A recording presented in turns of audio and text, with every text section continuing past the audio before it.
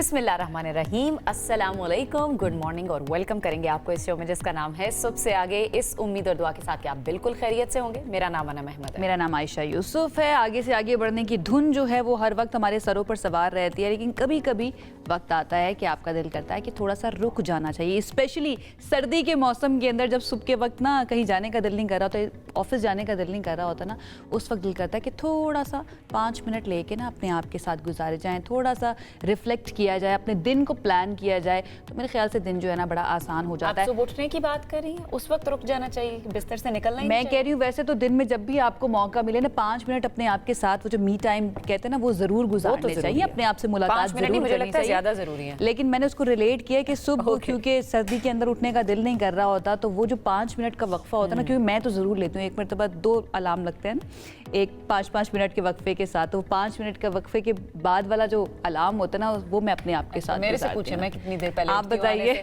मैं आने से टोटल 5 मिनट पहले उठती हूँ। माशाल्लाह, आपकी क्या कहने हैं जनाब बनाम, इसीलिए आपको हम स्वाद नहीं भेजेंगे शो करने के लिए, चाहे वहाँ पर जितने मर्जी अच्छे मनाजिर हों, हम आपके लिए मनाजिर लेकर आए हैं। और अनम वहाँ पर नहीं जा रही है, तय हो चुका है। आप जा रही हैं? प्रोबेबिलिटी मौजूद है, पॉसिबिलिटी मौजूद है, थ्रू चले लेकिन आपका जो है ना वो बिल्कुल दाखिला ममनू है, क्योंकि 5 मिनट पहले उठे हैं। अच्छा जी, स्वात के सयाहती मकामात सैफुल्लाह झील से आपको मनाजिर दिखाते हैं, जहाँ पर बर्फबारी के बाद बहुत ही दिलकश मनाजिर हो चुके हैं। दरख्त और पहाड़ जो हैं वो बर्फ में ढक चुके हैं, सयाह बड़ी तादाद में यहाँ पर नजर आ रहे हैं। ठिठरती हुई सर्दी है, लेकिन उसके बावजूद जिन्होंने करना है यहाँ पर इंजॉय, वो बॉन फायर भी करते हैं, वहाँ पर जाकर खाने भी बनाते हैं और इंजॉय करते हैं। अच्छा, जब कहीं जाने की बात होती है, टूरिज्म की बात होती है, मैं बड़ी शौकीन हूँ इस चीज़ के बारे में, और सुस्ती होती है, ज़ाहिर है सर्दियों में वैसे ही आपको सुस्ती आ जाती है, चाहे आप स्वाद ना भी जाए, अपने घर पे भी बैठे हुए हो, लेकिन आपको जब इस तरह के खूबसूरत कुदरती नज़ारे देखने का मौका मिलता है ना, मेरे ख्याल से सुस्ती फिर दूर भगाने के अलावा चारा नहीं है। आप इतनी दूर चल के जाएं और वहाँ पर भी आप अच्छा इस तरह के मनाजिर जब हों तो आपका क्या दिल करता है, किसके साथ जाना चाहिए? फैमिली के साथ जाना चाहिए, फ्रेंड्स के साथ जाना चाहिए, अच्छा हस्बैंड के साथ या अम्मी अब्बू के साथ? सबके साथ जा, एक टूर सबके साथ लगाना चाहिए। अब आप सबको ना लपेटे ना बीच में, एक बंदे के बारे में बताएं, दिल की बात करें। मुझे लगता है अभी एक का टूर जो मैं लगाऊंगी वो मैं अपने मियाँ के साथ जाना ज्यादा प्रेफर करूंगी। फैमिली के साथ मैंने बहुत घूमा हुआ है। बिल्कुल ठीक है, चले जी, मैं नोट्स लेती रहती हूँ अनम से पूछ के ना। ये बहुत ही खूबसूरत मनाजिर हैं, अगर आप प्लान करें, आगे वीकेंड भी आ रहा है, अगर आप करीब रहते हैं स्वात वगैरह के, तो आप वहाँ पर जा सकते हैं। तो ये तो थे स्वात के, लेकिन मुख्तलिफ शहरों के अंदर क्या सिचुएशन रहेगी, कैसे टेम्परेचर रह सकते हैं, जरा उसकी प्रोबेबिलिटी और फोरकास्ट अनम से जान लेते हैं। मैं बता देती हूँ क्या क्या मौसम रह सकता है और ज्यादा से ज्यादा टेम्परेचर क्या होने वाला है और कम से कम कितना हो सकता है। जनाब, सबसे पहले बात कर लेते हैं इस्लामाबाद की। यहाँ पर कम से कम दर्जा हरारत 4 डिग्री सेंटीग्रेड रहेगा और ज्यादा से ज्यादा 17 डिग्री सेंटीग्रेड रिकॉर्ड किया जाएगा। और इसके अलावा लाहौर की बात कर लेते हैं, कम से कम 5 डिग्री यहाँ पर है और ज्यादा से ज्यादा दर्जा हरारत 15 डिग्री सेंटीग्रेड रिकॉर्ड किया गया है। कराची की बात कर लेते हैं, कम से कम 12 डिग्री सेंटीग्रेड और ज्यादा से ज्यादा 25 डिग्री सेंटीग्रेड। तो कराची वालों को अभी उस तरह से ठंड ने अपनी लपेट में नहीं लिया है। पेशावर की बात कर लेते हैं, कम से कम 4 डिग्री और ज्यादा से ज्यादा यहाँ पर 18 डिग्री सेंटीग्रेड रहने का इम्कान है। कोयटा की बात कर लें, अगेन तीसरा दिन है, -3 है यहाँ पर टेम्परेचर, कम से कम और ज़्यादा से ज़्यादा 8 डिग्री सेंटीग्रेड रिकॉर्ड किया गया है। बाकी ओवरऑल जो मौसम है सनी रहा है या रहेगा, प्रेडिक्शन भी यही बता रही है, लेकिन ज़्यादातर जो कई इलाके हैं वो फॉगी रहे हैं पिछले कुछ अरसे में, कि पंजाब के तो ख़ास तौर पर कई इलाकों में काफ़ी धुंध पड़ी है। शुक्र है हम एक्सपीरियंस तो कर पाते हैं ना इस तरह के मौसम को। ये मौसम की तब्दीली भी बड़ी ज़रूरी होती है। अगर वो देखें, दुनिया के अंदर ऐसे भी खित्ते और ममालिक पाए जाते हैं जहाँ पे 6 महीने रात रहती है, 6 महीने दिन रहता है, डिप्रेसिंग हो जाता है। तो अल्लाह ताला का शुक्र अदा करना चाहिए हमें, चाहे मौसम की शिद्दत है, लेकिन एटलीस्ट तब्दीली तो आ रही है ना। और ऐसी ही तब्दीली कुछ फ्रांस के अंदर भी आ रही है, जहाँ पर बर्फबारी के बाद शिमाली फ्रांस की बात की जाए तो वहाँ पर शदीद मौसम का ऑरेंज अलर्ट जारी कर दिया गया है। Just look at the Eiffel tower, और यहाँ पर ये जो ट्रेन स्टेशन के मनाजर है, वो क्या बात है, बंदा ट्रेन उधर ना ही जाए, चाहे इस ट्रेन स्टेशन पे चला जाए ना, तो मेरी तो तफरी पूरी हो जाएगी वहाँ पर जाके। बहुत ज़बरदस्त लग रहा है देखने में। और फ्रांस के शिमाली इलाके जो है वो इस वक्त शदीद बर्फबारी की लपेट में है, कई सेंटीमीटर तक इस वक्त बर्फ पड़ चुकी है। गाड़ियाँ और सड़कें जो है वो हमें बर्फ से ढकी हुई नजर आ रही हैं। घरों के ऊपर भी कई इंच तक बर्फ की तह जम जाती है, जिसकी वजह से लोगों को काफी मुश्किलात का भी सामना करना पड़ता है, ना सिर्फ स्वात में बल्कि दीगर जो ममालिक हैं, कनाडा है, वहाँ पर भी शदीद ठंड पड़ती है। कनाडा तो बिल्कुल अल्लाह कर देना, वो तो रहती वहाँ पे ठंड, वो एक आध महीने के लिए होती नहीं है, एक आध महीने के लिए لیے وہاں پر صرف ایک نارمل موسم آتا ہے اور اب مجھے پتا چلا کہ شاید کچھ پنکھے وغیرہ چل جاتے ہیں. اتنی کچھ تبدیلی. اب دیکھیں نا گلوبلی ویدر بھی تو چینج ہو رہا ہے نا, ویدر بھی چینج ہو رہا ہے, لیکن اچھا ہمیں تو دیکھنے میں بڑا اچھا خوبصورت لگ رہا ہوتا ہے نا, کیونکہ ہم رہنے والے ان سے پوچھیں, جو رہنے والے ہوتے ہیں کہتے ہیں آپ کو پتہ نہیں ہے کہ یہاں پر ہم کس طرح سے اپنا وقت گزارے ہوتے ہیں. اچھا جی آگے بڑھ جاتے ہیں, اور کیونکہ ٹیکنالوجی کی دنیا کے اندر بھی تبدیلیاں ہوتی رہتی ہیں, اس کے اندر بھی ڈیولپ ہوتی رہتی ہیں, تو یہ بھی آپ کو بتا دیتے ہیں لاس ویگس میں کنزیومر الیکٹرانکس شو سج چکا ہے, جس میں انسان نما روبوٹس, اے آئی سے لیس کھلونوں اور خود کار مائننگ گاڑیوں نے خوب توجہ حاصل کی ہوئی ہے. اچھا, شو میں سارے کام ہم نے روبوٹ سے کروانے ہیں. شو میں جدید سٹارٹ اپس نے بھی اپنی مصنوعات پیش کی, اور اس میں ہوم سیکیورٹی روبوٹ بھی شامل تھے, اور مانیٹرنگ کیمرے کی طرح یہ روبوٹ کام کرتے ہیں. اب یہ دیکھنے میں ڈاگ ہے لیکن یہ روبوٹ ہے. کئی جو روبوٹس ہیں ان کے اوپر کی جانب لیزر سینسرز موجود ہیں, اور وہ کس طرح سے کنٹرول ان کو کیا جا رہا ہے. تو یہ اس کا ڈسپلے تھا. دنیا کہاں سے کہاں ترقی کر کے پہنچ گئی ہے. روبوٹ نے دنیا کا سارا نظام ہے, مجھے لگتا ہے آئندہ کچھ سالوں میں سنبھال لینا ہے شاید, ایسا نظر آ رہا ہے. I don't know about ترقی, لیکن ٹیکنالوجی کے اندر ڈیولپمنٹس ہم اس کو کہہ سکتے ہیں. مجھے تھوڑا اعتراض ہے اس کو, انسانیت کی تاریخ میں ترقی میں نہیں اس کو سمجھتی. ڈی ہیومنائزیشن کی طرف ہم جا رہے ہیں, ہمیں ری ہیومنائزیشن کی ضرورت ہے. اپنے آپ کو واپس جو ہے نا ہمیں ری وائلڈ کرنا پڑے گا, ان چیزوں سے اپنے آپ کو دور کرنا پڑے گا, اپنی ہیومینٹی کو, اپنی ہیومننس کو بچانا پڑے گا, اپنی آدمیت کو محفوظ کرنا پڑے گا. یہ بہت زیادہ ضروری ہے, اور یہ آدمیت ہمیں دکھانی اور ہیومینٹی دکھانی ہے. بہت سارے ایسے ممالک کے اندر بھی جہاں پر بالکل بھی توجہ نہیں دی جاتی ہے اس چیز کے اوپر کہ امن کتنا زیادہ ضروری ہے. ایک ملک اٹھتا ہے اور جا کر دوسرے کے اوپر اٹیک کر دیتا ہے. آپ سمجھ گئے ہوں گے میں کس کی بات کر رہی ہوں, امریکہ کی بات کر رہے ہیں, جن کے ایک اور سٹیٹمنٹ نے دھوم مچائی ہوئی ہے. بالکل ایسا ہی ہے. یورپ کے رد عمل کے بعد اب گرین لینڈ پر امریکہ کا فوجی آپریشن کے ساتھ مختلف آپریشنز پر غور بھی سامنے آ رہا ہے. رائٹرز یہ بتا رہا ہے کہ امریکہ ڈنمارک سے یہ علاقہ خریدنے کا بھی سوچ رہا ہے, جبکہ جزیرے کے ساتھ آزادانہ شراکت داری کے معاہدے پر غور بھی کیا جا رہا ہے. تو سینئر امریکی اہلکار ان کے مطابق صدر ڈونلڈ ٹرمپ اپنی موجودہ مدت صدارت کے دوران گرین لینڈ حاصل کرنا چاہتے ہیں. تو اب وہ جس چیز کے پیچھے ہو گئے ہیں, تو کیا وہ کائنات اس کو ملانے کے لیے لگ جائے گی یا نہیں لگ جائے گی, اب یہ دیکھنا ہے. یہ آپ نے ڈائیلاگ میں تھوڑا سا مولڈ کر دیا وی ڈونٹ نو کیا ہونے جا رہا ہے, لیکن ٹرمپ کی طرف سے جس طرح کے اقدامات کیے جا رہے ہیں, کچھ بھی جو ہے نا ہم اس کو چھوڑ نہیں سکتے ہیں, کچھ بھی کیا جا سکتا ہے. وائٹ ہاؤس کا جو اب اسٹیٹمنٹ ہے وہ آیا ہے, وہ کہتے ہیں کہ صدر ٹرمپ نے واضح کیا ہے کہ گرین لینڈ کا حصول امریکی قومی سلامتی کی ترجیح ہے. وینزویلا میں امریکی فوجی کارروائی میں 75 افراد ہلاک ہوئے ہیں, اور فوجی اہلکار, سیکیورٹی دستے اور دیگر اہلکار بھی اس کے اندر شامل ہیں. آپریشن کے دوران 7 امریکی فوجی زخمی ہوئے, اور وینزویلا کے عبوری صدر جو ہیں انہوں نے امریکی مداخلت میں ہلاک ہونے والے فوجی اراکین کے اعزاز میں 7 روز کے سوگ کا اعلان بھی کیا ہے. But now we have to wait کہ یہ کیا سچویشن مزید انفولڈ ہوتی ہے, اسپیشلی امریکہ کے اندر, ناردرن امریکہ اینڈ لیٹن امریکہ کے اندر. اس کے لیے تھوڑا سا کرنا پڑے گا ہمیں انتظار. لیکن کل ہمارے ملک میں پاکستان کے اندر بھی کچھ اہم ڈیولپمنٹ ہوئی ہیں. ایک بہت ہی امپورٹنٹ پریس کانفرنس ہوئی ہے, آپ سب جانتے ہیں. D G I S P R lieutenant general Ahmed Sharif Chaudhry sahab کی طرف سے ایک بریفنگ دی گئی صحافیوں کو, اور انہوں نے یہ بتایا ہے کہ دہشت گردی کے خلاف جنگ میں پاک فوج کی حکمت عملی واضح ہے, اور ملک کو درپیش سیکیورٹی چیلنجز سے قوم کو آگاہ کرتے رہیں گے. انہوں نے یہ بھی کہا ہے کہ کے پی کے اندر دہشت گردی کے لیے سازگار سیاسی ماحول ہے. اچھا, یہ جو سٹیٹمنٹ ہے نا, اس کے اوپر بڑی بات ہو رہی ہے, بہت سینسٹیو ہے. صوبے کو دہشت گردوں کے حوالے نہیں کرنے دیں گے, یہ بھی ان کی طرف سے کہا گیا. اور انہوں نے کہا کہ خیبر پختونخوا کی سیاسی جماعتیں دہشت گردی کے خلاف کھڑی ہوئیں, یہ کہہ رہے ہیں کہ ہم مرنے کو تیار نہیں ہیں, ہم نہیں کھڑے ہوں گے. تو دہشت گردوں نے اے این پی, جے یو آئی سمیت دیگر جماعتوں پر حملے کیے. پھر انہوں نے ایک سوال بھی اٹھایا, انہوں نے کہا کہ کبھی بھی دہشت گردوں نے ان پر حملہ کیوں نہیں کیا. یہ فتنہ الخارج کے منظور نظر بننا چاہتے ہیں. ساتھ ہی ان کی جانب سے یہ بھی کہا گیا, وزیر اعلیٰ کے پی کا جو بیانیہ ہے وہ اب کھل کر سامنے آیا ہے. D G S P R نے کہا کہ اگر ملٹری آپریشن نہیں کرنا تو خارج کے پھر پیروں میں بیٹھنا ہے. سن لیتے ہیں انہوں نے کیا کہا. پھر کیا خارجی نور ولی محسود کو صوبے کا وزیر اعلیٰ لگا دینا ہے؟ کیا اس کی بیعت کر لینی ہے؟ کیا ہیبت اللہ صاحب آپ بتائیں گے کہ چارسدہ میں کیا ہوگا؟ United nations security council, the multiple countries, after analysis, after fact checking are saying what we have been telling from this forum, from the state of Pakistan has been saying کہ یہ افغانستان جو ہے ایک دہشت گردی کی آماجگاہ بنا ہوا ہے. وہ کہتے ہیں نا کہ جانے تو جانے سارا باغ ہی جانے, نہ جانے تو کیا ہے, گل ہی نہ جانے. तो सबको पता है, लेकिन खैबर पख्तूनख्वा की हुकूमत को इसका पता है। जाने ना जाने गुल ही ना जाने बाग तो सारा जाने है, ये कहना चाह रहे थे। अच्छा, उन्होंने मजीद भी आड़े हाथों लिया कुछ ममालिक को, जिनमें अफगानिस्तान और भारत भी शामिल था, और उन्होंने ये कहा कि भाई आ जाएं, दोनों मिलकर अपना शौक पूरा कर लें, हम भी जवाब दे देंगे, इकट्ठे ही निपट लेंगे एक मरतबा।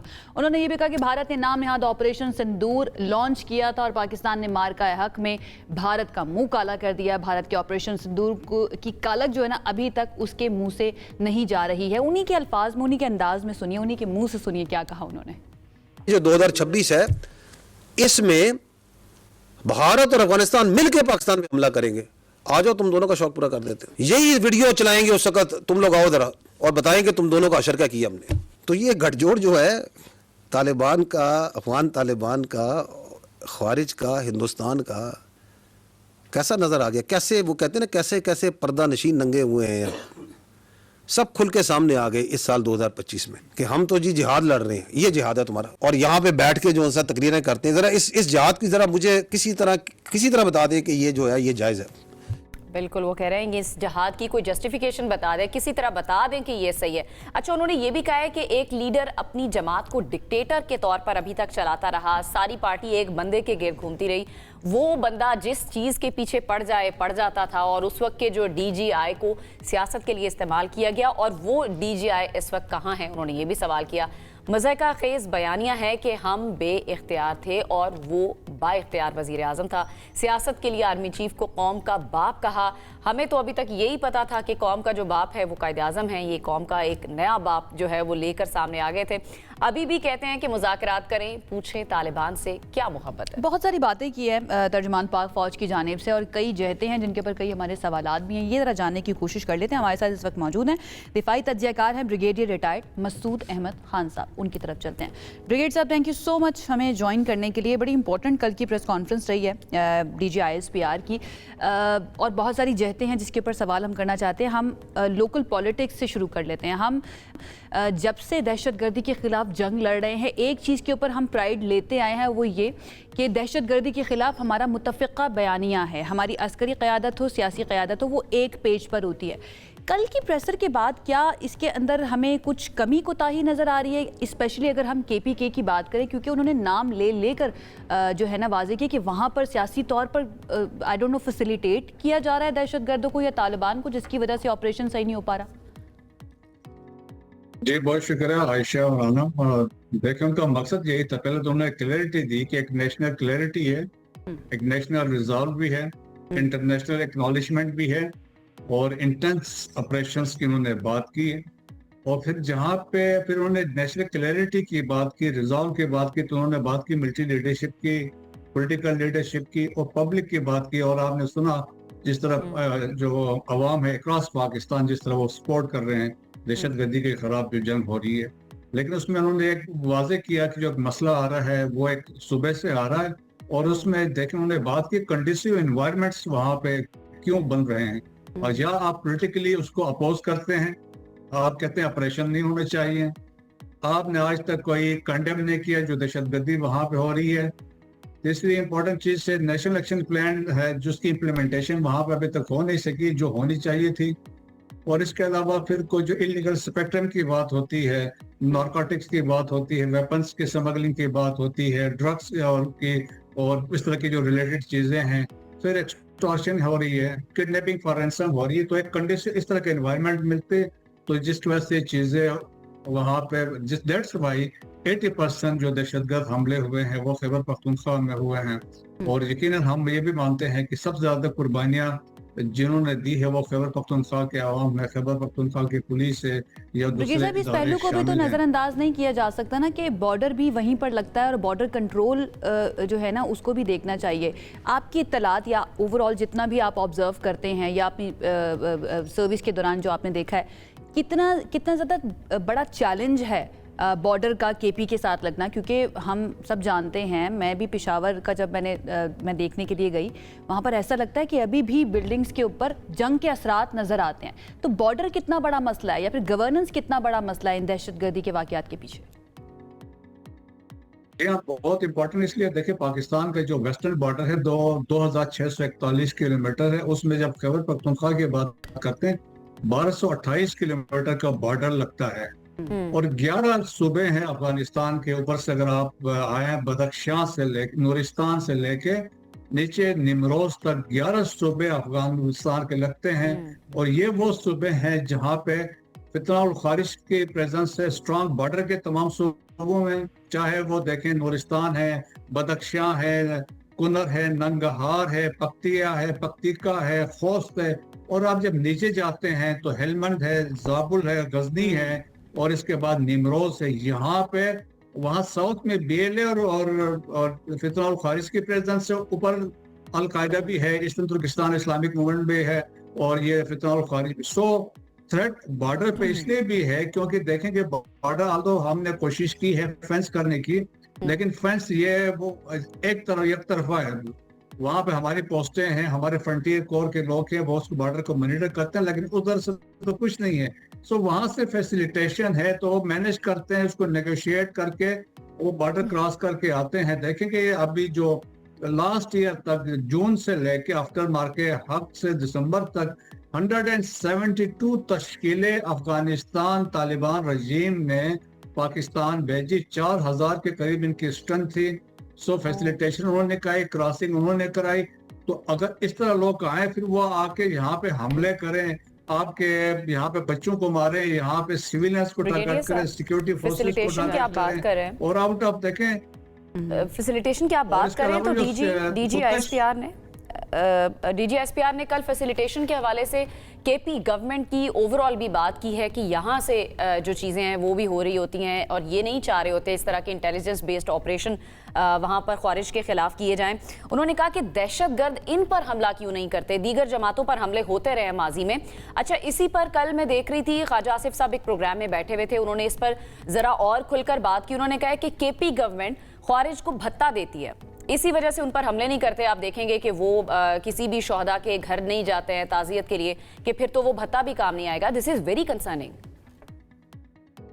बिल्कुल आप सही कह रही है। मैंने बताया था कंडीशनिंग एनवायरनमेंट में one of the point is extortion है, क्योंकि अगर कहीं पे माइनिंग हो रही है या कोई लीडर्स में है तो उनसे पेमेंट्स वगैरह लेते हैं और तो दैट इज फैसिलिटेशन हो रही है, तो दैट्स व्हाई अटैक्स नहीं हो रहे। पास्ट में हमने देखे हैं स्पेशली तमाम जो पोलिटिकल पार्टीज थी बाकियों पे खा है, वो एएनपी है, जेयूआई है, शेरपाव साहब की पार्टी, उन पे हमले हुए हैं तो वहाँ पे उनके साथ शहादतें बड़ी सारी हुई हैं। और सारी दूसरी इंपॉर्टेंट चीज जो आपने अभी जिसका जिक्र किया, देखें अब रिसेंटली मेजर अदिल की शहादत हुई, उनका ताल्लुक डीआई खान से था, तो आप बताएं उनका जनाजा हुआ पेशावर में, कितने गवर्नमेंट ऑफिशियल्स ने उसको अटेंड किया, पॉलिटिकल लीडरशिप ने नॉट ए सिंगल वन। उनका फ्यूनरल हुआ डीआई खान में। यहाँ पर ये भी तो सवाल उठता है कि अगर इतने सॉलिड प्रूफ्स मौजूद हैं तो फिर ऐसी गवर्नमेंट जो है वो केपी को क्यों गवर्न कर रही है, केपी में क्यों मौजूद है? अगर ये वाले सारे फैसिलिटेशन के सबूत मौजूद हैं या फिर भत्ता लेने के सबूत मौजूद हैं तालिबान से, तो फिर तो उनके खिलाफ कार्रवाई होनी चाहिए ना। जी हाँ, हालात ऐसे हैं, but it is up to the federal government है जिन्होंने ये फैसला करना है। बेस्ट इंटरेस्ट जो मुल्क के मफाद में चीजें होंगे तो बाद चीजों को उस पॉइंट ऑफ व्यू से देख के फैसले किए जा सकते हैं, लेकिन ये है कि चीजें एक्सपोज होती जा रही है, जिस पब्लिक को फिर डिसाइड करना पड़ता है कि उन्होंने क्या करना। इट जस्ट फील्स लाइक कि पहले मीडिया पे आके ज़्यादा इस चीज़ का बैकग्राउंड बनाया जाता है, बट अगेन डेफिनेटली ये फेडरल गवर्नमेंट जो है ना उसकी सवाबदीद है कि वो किस तरह से इसको लेकर चलती है। अच्छा ब्रिगेड साहब, एक और मामले के ऊपर जो डीजीएसपीआर ने बात की वो ये अफगानिस्तान और इंडिया का मामला कि ये मिलकर जिस तरह से दहशतगर्दों के आमाजगाह बन चुके हैं। अब तो दुनिया के जो दीगर ममालिक हैं, यूरोप हो गया, अमेरिका हो गया, वो भी अफगानियों को बाहर निकाल रहे हैं कि इनकी वजह से मुल्क में दहशतगर्दी हो रही है।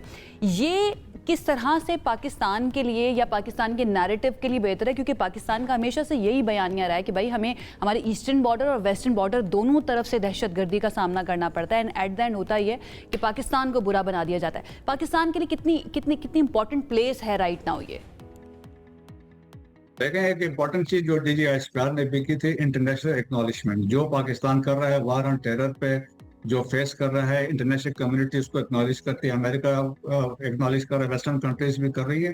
तो वो एक इम्पोर्टेंट। फिर दूसरा नेक्सिस को भी दुनिया समझती है। अभी अफगानिस्तान में जो इंडियन नेक्सिस से आज का नहीं है, ये 1950 से आ रहा है। जो शुरू में देखें जब अफगानिस्तान की इंटेलिजेंस एजेंसी थी खा, तो उस वक्त वो रा के साथ मिली हुई थी।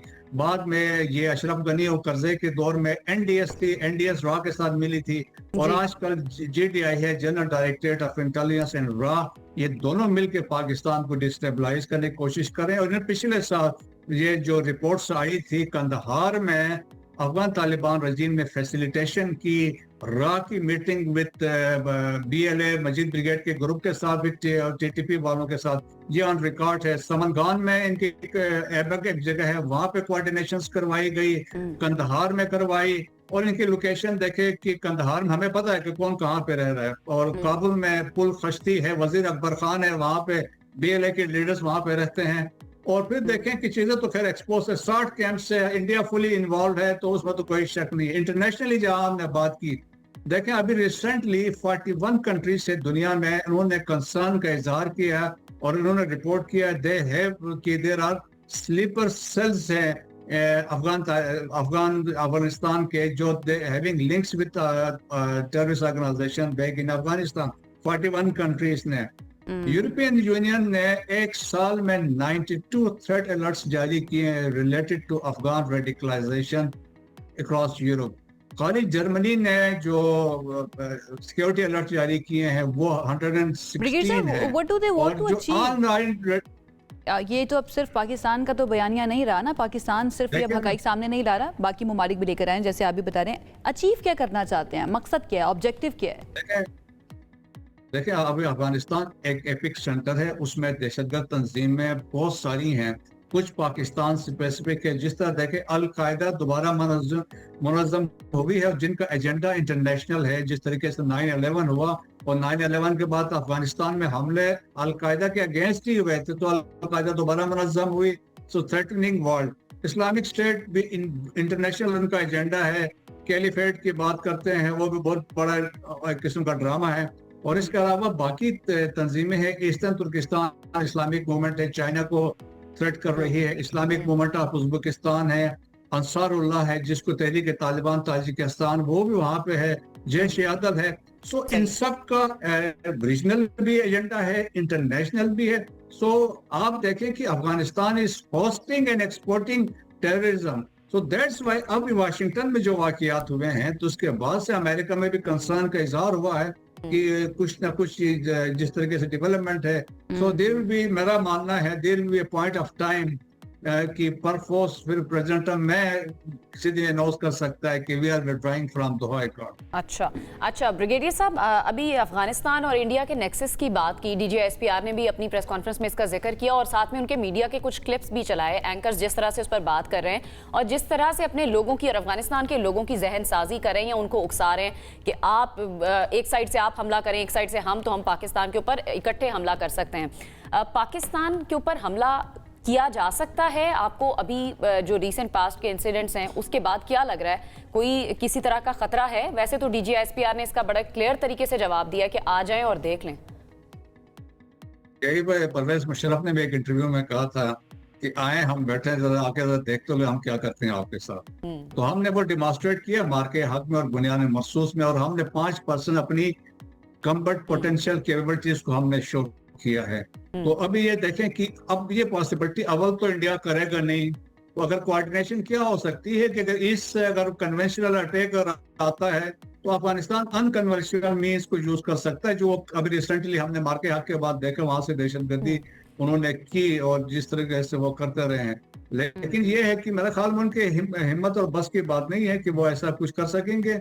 पाकिस्तान ने ऑलरेडी बड़ा वाजे किया है, इंडिया को भी पता है कि हम फ्यूचर में क्या कर सकते हैं, और हमने तो बड़ा वाजे किया है कि पहले हम अभी रिस्ट्रिक्टेड थे, हम तो अभी नॉर्थ ईस्ट इंडिया से अरुणाचल प्रदेश से we will start hitting India और वहां से आएंगे towards Indian Punjab. Traditional warfare में भी हमने दिखा दिया है, की तो कोई है बुनियाद मरसूस के अंदर प्रॉक्सीज जो हैं इंडिया की, वो भी एक्सपोज होकर रह गई हैं, वो भी अब उनको इस्तेमाल नहीं कर सकते। And we are proud of armed forces जिस तरह से उन्होंने दिफा किया, डेफिनेटली बहुत इंपॉर्टेंट है. Thank you so much brigadier साहब हमें ज्वाइन करने के लिए और अपना तज्जिया सारी सूरत हाल के हमारे सामने और हमारे नाजरीन के साथ शेयर करने के लिए. कुछ इंपॉर्टेंट पॉइंट्स थे, उनके ऊपर जो हमारे सवाल थे वो हमने ब्रिगेडियर साहब के सामने रखे हैं. आई होप आप लोगों को भी जवाब मिला होगा और सवालात जिनकी आप अनम मैं या आप लोग सोच रहे थे उनके भी जवाब हमने लेने की कोशिश किया. अच्छा जी, एक ब्रेक की तरफ जाते हैं. ब्रेक से आएंगे वापस तो हमारे पास हैं दीगर अहम सेगमेंट्स, उन पर बात करेंगे. साथ रहिए. ब्रेक के बाद आपको कहेंगे खुश आमदीद. आलमी मार्केट रिसर्च कंपनी इप्सॉस का एक ताज़ा सर्वे सामने आया है जिसके मुताबिक पाकिस्तानी अवाम की वाज़ेह अक्सरियत साल 2026 के हवाले से काफ़ी पुरुम्मीद है. ताहम जो सियासी, समाजी और डिजिटल रवैये हैं उनमें नुमायां तब्दीलियों की तवक्को भी की जा रही है. तो सर्वे ये भी बता रहा है कि 86% पाकिस्तानी ऐसे हैं जिन्होंने मजमूई तौर पर 2026 के बारे में उम्मीद का इजहार किया है, अच्छी उम्मीद रखी है, जबकि 63% ऐसे हैं उनका ये मानना है कि मुल्क में सियासी तसलसल बरकरार रहने वाला है. आदाद-ओ-शुमार ये भी बता रहे हैं कि 84% पाकिस्तानियों ने कहा है कि वो बिल मुशाफा मुलाकातों के मुकाबले में ऑनलाइन समाजी रवाबित को तरजीह देंगे. मतलब वो कह रहे हैं कि हमने फेस टू फेस नहीं करना, फोन पे बात कर लें, वही वाली जो आप बात कर रहे हैं, वॉइस नोट भेज दें. भाई आदमी से बेजार होता जा रहा है, इस चीज़ की मैं बात कर रही होती है. हमें अपनी ह्यूमैनिटी को बचाने की ज़रूरत है. बहरहाल जी, आवाम क्या सोच रही है ये बड़ा इंपॉर्टेंट होता है किसी भी मुल्क के लिए. और इस तरह के सर्विस जो होती है ना वो पॉलिसी मेकिंग के अंदर भी बड़ा अहम किरदार अदा करते हैं और इसके साथ साथ गवर्नमेंट को डिसीजन लेने के लिए भी अहम किरदार अदा करते हैं. कुछ और डिटेल्स आपके सामने रखते हैं, कुछ और स्टैट्स आपके सामने रखते हैं, देन हम चलेंगे. CEO इप्सॉस हमारे साथ मौजूद होंगे, उनसे जानेंगे कि सैम्पल साइज़ क्या था और लोगों के रवैये जो है इस साइज सिचुएशन में क्या है. 49% अफराद जो हैं उन्होंने सोशल मीडिया के इस्तेमाल में कमी लाने का इरादा जाहिर किया है. हम यही कह सकते हैं कि अल्लाह करे ऐसा हो जाए, लेकिन पॉसिबल लगता नहीं है जितना ज़्यादा एडिक्टिव हो चुका है हमारा सोशल मीडिया या सोशल मीडिया प्लेटफॉर्म्स. सर्वे ये भी बता रहा है कि 70% पाकिस्तानियों को तवक्को है कि ख़वातीन की क़यादत में नुमायाँ इजाफा देखने को मिलेगा जो बदलते हुए समाजी रवैयों की अक्कासी करता है, जो कि बहुत ही ज़्यादा मुझे उम्मीद अफजा लग रहा है. चलते हैं, अब्दुल सत्तार बाबर साहब हमारे साथ मौजूद हैं, CEO इप्सॉस. उनसे जानते हैं इस सारे सर्वे के बारे में. अब्दुल सत्तार साहब, थैंक यू सो मच हमें ज्वाइन करने के लिए. सबसे पहले बड़ा इंपॉर्टेंट होता है सैम्पल साइज़ कि ये लिया कहाँ से गया है. ये सैम्पल साइज़ अर्बन एरिया का ज़्यादा है या फिर रूरल एरिया का ज़्यादा है? कितनी बड़ी तादाद में लोग थे? थोड़ा सा ज़रा इस सर्वे के बारे में पहले बताइएगा. जी बहुत शुक्रिया, thank you for having me on this show. ये सर्वे पूरे पाकिस्तान को रिप्रेजेंट करता है. इसमें कोई किसी रैंडम डिजिट डायलिंग का एक तरीका होता है कि जिसके अंदर पूरे पाकिस्तान के अंदर हमारे जो कंप्यूटर असिस्टेड टेलीफोनिक इंटरव्यूज़ होते हैं और जिसके अंदर पूरे पाकिस्तान में जो भी मोबाइल फ़ोन्स की पेनिट्रेशन है उसके मुताबिक ये सैंपल जो है ड्रॉ होता है, जिसके अंदर पूरे पाकिस्तान के तमाम जो शहरी, तमाम देहाती इलाके, छोटे बड़े तमाम शहर, ख़वातीन मर्द, तमाम लोग इसमें शामिल हैं. अच्छा, थोड़ा सा बता दें कि 86% का इसमें नंबर बताया गया है. 86% पाकिस्तानी ऐसे हैं जो 2026 के लिए पुरुम्मीद हैं. इसके अंदर कौन कौन से फैक्टर्स इन्वॉल्व हैं? क्योंकि हम ओवरऑल देख रहे होते हैं, हमें ऐसा लग रहा होता है कि शायद शहरी नाउम्मीद हैं, महंगाई है, बहुत सारे लोगों के मसाइल हैं, तो गवर्नमेंट से भी शायद नाला है. लेकिन ये सर्वे बिल्कुल ऑपोजिट बता रहा है. इसके बारे में थोड़ा सा बताएं. जी, आमतौर पे एक तो पहली बात ये कि पाकिस्तान में हम ज़्यादातर पाकिस्तानी जो होते हैं बड़े पुरुमीद ही रहते हैं. अल्लाह पे तवक्कुल बहुत ज़्यादा होता है, अक्सर अच्छी बातें करते हैं as compare to many other western countries के जहाँ पे बहुत कुछ होने के बावजूद लोग जो हैं नाराज़ रहते हैं. लेकिन साथ साथ हमने इस सर्वे के साथ साथ बहुत से सर्वे और भी कर रहे होते हैं. जिन दिनों ये डेटा कलेक्शन हो रही थी नवंबर के एंड में, दिसंबर के शुरू में, उस वक्त हमें कंज्यूमर कॉन्फिडेंस सर्वे जो हम पिछले कोई 8-10 साल से कर रहे हैं, मुसलसल हर क्वार्टर में करते हैं, तो वहाँ से इसके कई जवाब वो हमें मिल जाते हैं. इसके जो आपने क्यों का फैक्टर बताया है, लोग ऐसा क्यों सोच रहे हैं, तो यकीनी तौर पर इन्फ्लेशन और तमाम जो महंगाई के मामला वो अपनी जगह पर मौजूद हैं. लेकिन इसके साथ साथ लोगों के एतमाद के अंदर काफ़ी बेहतरी आई है एज ए कंज्यूमर भी, और वो ये उनके इन्वेस्टमेंट के अंदर भी के बारे में उनके बड़े अच्छे जज्बात हो चुके हैं. जब मई के अंदर पाक भारत जंग हुई थी, उसके बाद हमने जून में इसको रिकॉर्ड किया था कि हालांकि जंग का ताल्लुक जो है वो तो जंग का मामला और था, लेकिन उसकी वजह से आवाम के अंदर एक खुद एतमादी जो है बहुत बढ़ गई थी. तो मैं समझता हूँ कि एक तो इन्फ्लेशन जो है वाक़तन ऑफिशियली भी वो पहले की निस्बत काफ़ी कम हो रही है, मतलब मज़ीद कीमतें नहीं बढ़ रही, اور ساتھ ساتھ یہ کہ لوگوں کے اندر امید جو ہے زیادہ پیدا ہو رہی ہے. اچھا عبدالستار صاحب، یہ جو سروے کیا گیا ہے اس کے اندر لوگوں سے سوالات کیا کیے گئے تھے؟ آپ کہہ رہے ہیں نا لوگوں کے کانفیڈنس کے اندر اضافہ ہوا ہے، تو کانفیڈنس بڑھنے کی وجہ جو ہے وہ ذرا شیئر کیجیے گا کہ لوگوں میں کیوں کانفیڈنس بڑھا ہے؟ صرف انفلیشن کی وجہ سے یا پھر اور بھی عوامل ہیں؟ نہیں دیکھیں، یہ وہ تو میں نے آپ کو بتا رہا تھا کہ آپ میرے خیال میں اس کے عوامل کیا ہیں. ادروائز جو ہم یہ والے سوالات جن کے آپ کہہ رہے ہیں کیوں اس کے بارے میں پر امید ہے، تو ہم تو سیدھی ایک جو ہے اردو میں ان کے بارے میں پوچھتے ہیں کہ کیا آپ اسے ایگری کریں گے، ڈس ایگری کریں گے کہ جو آنے والا سال جو ہے وہ پچھلے سال کی نسبت بہتر ہوگا یا نہیں ہوگا، کیا آپ اسے ایگری کرتے ہیں؟ تو ان کا ایگریمنٹ جو ہوتا ہے وہ بتاتے ہیں. اس کے اندر ہم اس کی وجوہات نہیں پوچھ رہے ہوتے، بلکہ ان سے پوچھ رہے ہوتے ہیں کہ آپ کے خیال میں یہ آنے والا سال جو ہے بہتر ہوگا کہ نہیں ہوگا، آپ سے ایگری کرتے ہیں کہ نہیں کرتے.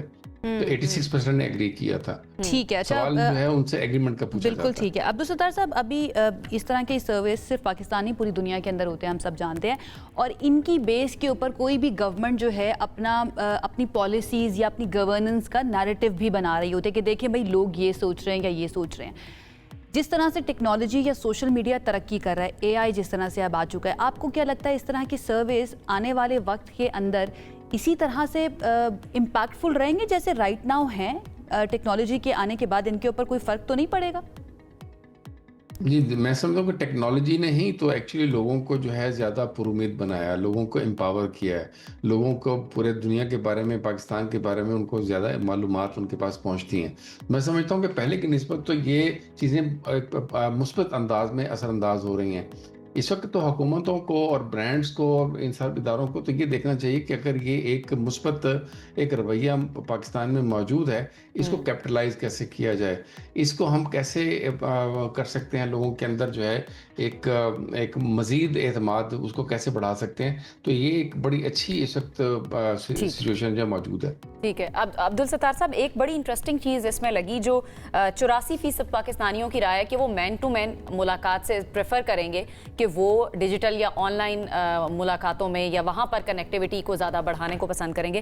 اس کے بارے میں تھوڑا سا بتائیں، کیا اس کے پیچھے ذہن ہوتا ہے، یا اس میں زیادہ تر جو تعداد ہے وہ نوجوانوں کی ہے، یا ہر عمر کے لوگوں کو اس ڈیٹا کو اکٹھا کرنے میں شامل کیا گیا ہے؟ جی بالکل. دیکھیں 84% کا مطلب تو یہ ہوا کہ اس کے اندر پھر کوئی تخصیص نہیں ہے. اس کے اندر کوئی یہ نہیں کہہ سکتے کہ اس کے اندر مردوں کا یا عورتوں کا یا بڑوں کا یا چھوٹی عمر کے لوگوں کا معاملہ ہوگا. یہ تو پورا پاکستان ایک لحاظ سے متفق ہے اس کے اوپر. اور یہ بات ہم دیکھتے بھی ہیں کہ ایک جگہ سے دوسری جگہ جانے کے لیے جو بہرحال اس کے اوپر ایک کاسٹ بھی آتی ہے، ٹائم بھی اسپینڈ ہوتا ہے، لیکن آج کل کی ٹیکنالوجی نے لوگوں کو ایک دوسرے سے ملاقات کا جو ہے ویڈیو کالز کا اور ان چیزوں کا اتنی سارے سہولتیں موجود ہیں کہ جس کی وجہ سے لوگ جو ہیں وہ فیس ٹو فیس کی بجائے آن لائن زیادہ سوشلائزیشن کر رہے ہیں. لیکن دوسرا جو ہم نے دیکھا ہے کہ اپنے طور پر لوگوں سے جب ہم نے پوچھا ہے کہ آپ اپنے بارے میں آپ کا کیا خیال ہے کہ سوشل میڈیا کا استعمال جو ہے وہ کم کریں گے، لیکن اس پر لوگوں نے یقین، آدھے لوگ پاکستان میں لوگ کہتے ہیں کہ وہ اس کے اندر کمی کریں گے. یعنی ریئلائزیشن ان کو ہے کہ سوشل میڈیا بہت زیادہ ان کا وقت کھا جاتا ہے اور ہونا بھی چاہیے. میں نے بھی اپنی نیو ایئر ریزولوشن یہی بنائی تھی، لیکن ابھی تک میں ناکام نظر آ رہی ہوں. کوشش میں جاری رکھوں گی اپنی. اچھا عبدالستار صاحب، اگر ہم اس کو کمپیئر کریں پچھلے سال کے مقابلے میں، تبدیلی دیکھی ہے آپ نے، بہتری دیکھی ہے یا پھر لوگوں کی امید کم ہوئی ہے؟ تھوڑا سا کمپیریزن ہمارے سامنے ڈرا کیجیے گا پچھلے سال کے سروسز کا. دیکھیے، جیسے میں نے عرض کیا کہ اس سروے کے اندر جو ہے لائک ٹو لائک اگر ہم دیکھیں تو پچھلے سال جو ہے وہ 50% لوگوں نے اپنی کوئی ریزولوشنز بنائی تھیں، اس دفعہ 75% نے کی ہیں. پچھلے سال لوگوں نے اس کے اندر سے کافی بڑی تعداد نے ایکچولی اپنی جو اہداف تھے، اپنی جو خواہشیں تھیں یا اپنے جو ارادے تھے ان کو مکمل بھی کیا ہے. میں سمجھتا ہوں کہ یہ جو رویہ جو ہم دیکھ رہے ہیں یہ ایک بہت مثبت رویہ ہے کہ جس میں لوگ جو ہیں ایک اسٹیبلٹی، ایک استحکام جو ہے وہ محسوس ہونا شروع ہوا ہے. وہ کافی عرصے کے بعد پاکستان کے اندر ایک، اور پھر میں اس کی تفصیل میں اگر جاتا ہوں تو جہاں پر ہمیں بائی ایج ہم انالیسس کرتے ہیں تو سب سے زیادہ ایک حوصلہ افزا بات یہ ہے کہ نوجوان جو ہیں ان کے اندر اعتماد میں کافی بہتری آ رہی ہے.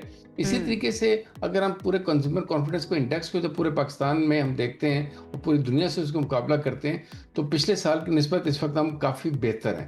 काफ़ी Okay. हमारी इस वक्त सिचुएशन है काफ़ी बेहतर है।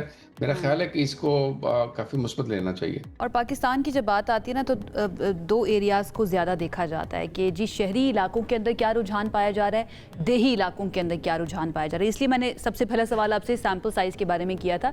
ये बता दीजिए कि जो देही इलाके का जो सैम्पल लिया गया, क्या वो भी इसके अंदर शामिल था, और वहाँ से फिर रुझान जो है ना 2026 के बारे में वो क्या मिला है? हाँ, एक तो ये मैंने शुरू में अर्ज़ कर दिया था कि ये पूरे पाकिस्तान का रिप्रेजेंटेटिव है। तो जो पाकिस्तान की अगर जो है आपको पता है कि कोई 60% के करीब आबादी अभी भी जो है अब तो बहुत से लोग मूव भी कर रहे हैं, तो आधी-आधी आबादी हो चुकी है। तो इस सैंपल के अंदर तमाम लोगों की रिप्रेजेंटेशन मौजूद है, एक तो रूरल एरियाज़ की भी। और चूँकि एवरेज की अगर हम बात करें तो वो इतनी ज़्यादा है कि वहाँ पर भी मुस्बत है। एक ज़रा बात हमें ज़हन में रखनी चाहिए ठीक कि है। मोबाइल फ़ोन के इस्तेमाल के बाद और जो ख़ास तौर पे पंजाब के अंदर और बाकी कुछ इलाकों के अंदर भी जो रोड इंफ्रास्ट्रक्चर में जो बेहतरी आई है, तो इस वक्त शहरों और देहातों का जो फ़र्क जो है वो बहुत ज़्यादा रह नहीं गया। लोगों का access to information, access to entertainment, access to अब आपके जो बड़े शहरों के अंदर जो बहुत सारे मॉल्स That's हैं, उसके अंदर बहुत से लोग जो हैं गाँव देहातों से बराह रास्त आते हैं और वहाँ से वापस जाते हैं। तो मेरा ख्याल है कि हमारा जो रूरल एरियाज जो हैं वो बहुत हद तक अर्बनाइज्ड भी हो चुके हैं। Very true. बिल्कुल ऐसे ही है। उनके रवैये भी अर्बनाइजेशन की तरफ होते हुए हमें नजर आ रहे हैं और मॉडर्न होते हुए नजर आ रहे हैं। बहुत बहुत शुक्रिया। Thank you so much. Abdul Sattar Babar साहब हमारे साथ मौजूद थे, CEO इप्सॉस। आ रहे थे कि पाकिस्तानी 2026 के बारे में क्या सोच रहे हैं और उनके रुझानात या एप्टीट्यूड्स जो है ना 2026 को लेकर क्या है, कुछ फोरकास्टिंग या प्रोजेक्शंस हम कह सकते हैं वो भी की गई हैं 2026। बिल्कुल ऐसे ही। अच्छा जी, आगे बढ़ जाते हैं। आपको थोड़ा सा रियलिटी चेक एक और भी देना ज़रूरी है। कीमतों के हवाले से बात करनी है। इस्लामाबाद में फलों और सब्जियों की कीमतें कहाँ पर हैं, इसके निर्खनामे यौमिया बुनियादों पर जारी किए जाते हैं। स्टॉल होल्डर्स के लिए रेट लिस्ट आवेज़ा करना भी लाजिम है। तो क्या ये तमाम जो रेडीबान हैं या ये सेल कर रहे होते हैं सब्जियाँ या फ्रूट, उनके पास ये रेट लिस्ट होती भी है या नहीं, और अगर नहीं होती तो क्या कार्रवाई की जाती है, और सब्जियाँ फ्रूट किस रेट पर मिल रहे हैं? फ़रा माजबीन हमें इस्लामाबाद से रिपोर्ट करेंगी। जी फ़रा। जी बिल्कुल, वफाकी दारुल हुकूमत में फलों और सब्जियों की कीमतों में यौमिया तब्दीली देखी जाती है और इंतज़ामिया की जानिब से हर रोज़ रेट लिस्टें जो हैं वो जारी की जाती हैं और उन्हीं के मुताबिक जो है सब्जियों और फलों की कीमतें जो है उनका तयन किया जाता है। तमाम तर जो स्टॉल होल्डर्स हैं उनके लिए लाजिम करार दिया गया है कि वो रोज़ की जो रेट लिस्ट है वो अपने सार्फिन के लिए, अपने जो एंड यूज़र्स हैं उनके लिए जो है वो अपने स्टॉल्स पर आवेज़ा करें।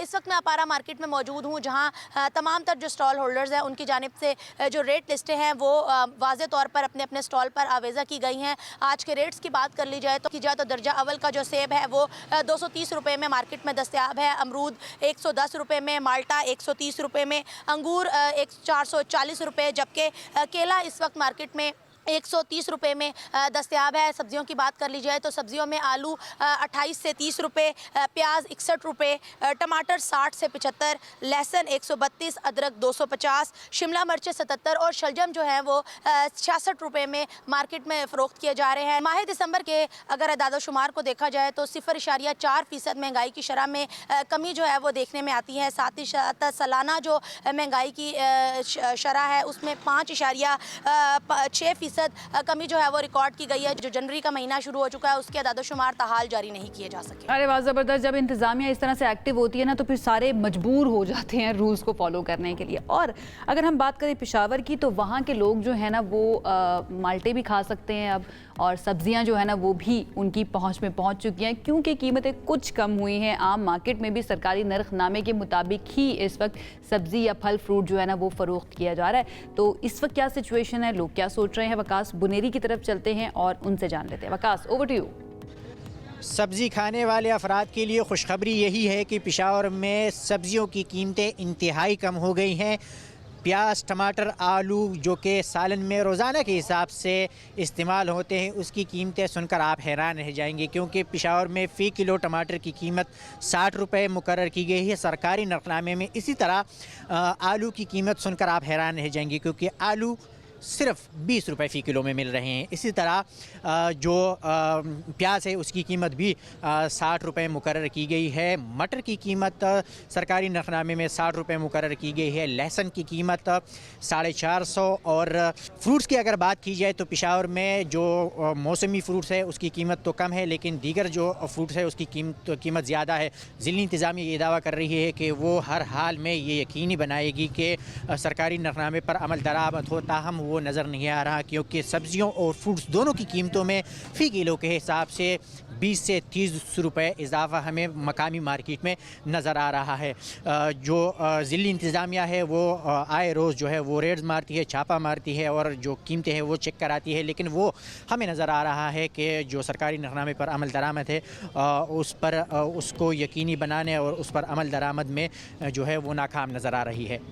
भाई क्या बात है Waqas, thank you so much. आलू 20 रुपए किलो, यानी कि जिनको चिप्स खाने का शौक है ना वो तो आराम से पेशावर के अंदर 20 रुपए किलो आलू लेकर आ सकते। थोड़ी सी मेहनत ही लगेगी, थोड़ा ऑयल लगेगा और चिप्स बना के जो है ना आप खा सकते हैं। एक और चिप्स की बात, उम्मीद था सर्वे में लोग महंगाई कम हो रही है, अब वो ये यौमिया बुनियादों पर है। आपने मेरे चिप्स जो है ना वो बीच में छोड़ दिए। अगली भी हमने चिप्स की बात करनी, लेकिन वो खाने वाली चिप्स नहीं है, किसी और तरह की टेक्नोलॉजी वाले चिप्स हैं। आलमी सतह पर AI टेक्नोलॉजी जो है ना उसका इस्तेमाल बढ़ता जा रहा है, जिसकी वजह से चिप्स की कीमतें जो है ना वो तकरीबन 20% ज्यादा होती जा रही हैं। इन चिप्स के साथ जोड़ना मैं चाह उस रही थी, चिप्स को आलू के इस चिप्स के साथ जोड़ना चाही थी, लेकिन आपने कहा कि मेरे होते हुए मैंने कहा मैं भी बीच में आऊंगी। अच्छा जी, क्योंकि जदीद AI सिस्टम्स के लिए ज़्यादा ताकतवर और महंगे जो सेमीकंडक्टर्स चिप्स दरकार होती हैं, जबकि नई चिप फैक्ट्री लगाने में कई साल और फिर भारी सरमायाकारी भी दरकार होती है। इसी वजह से इसकी डिमांड ज़्यादा है, सप्लाई कम है।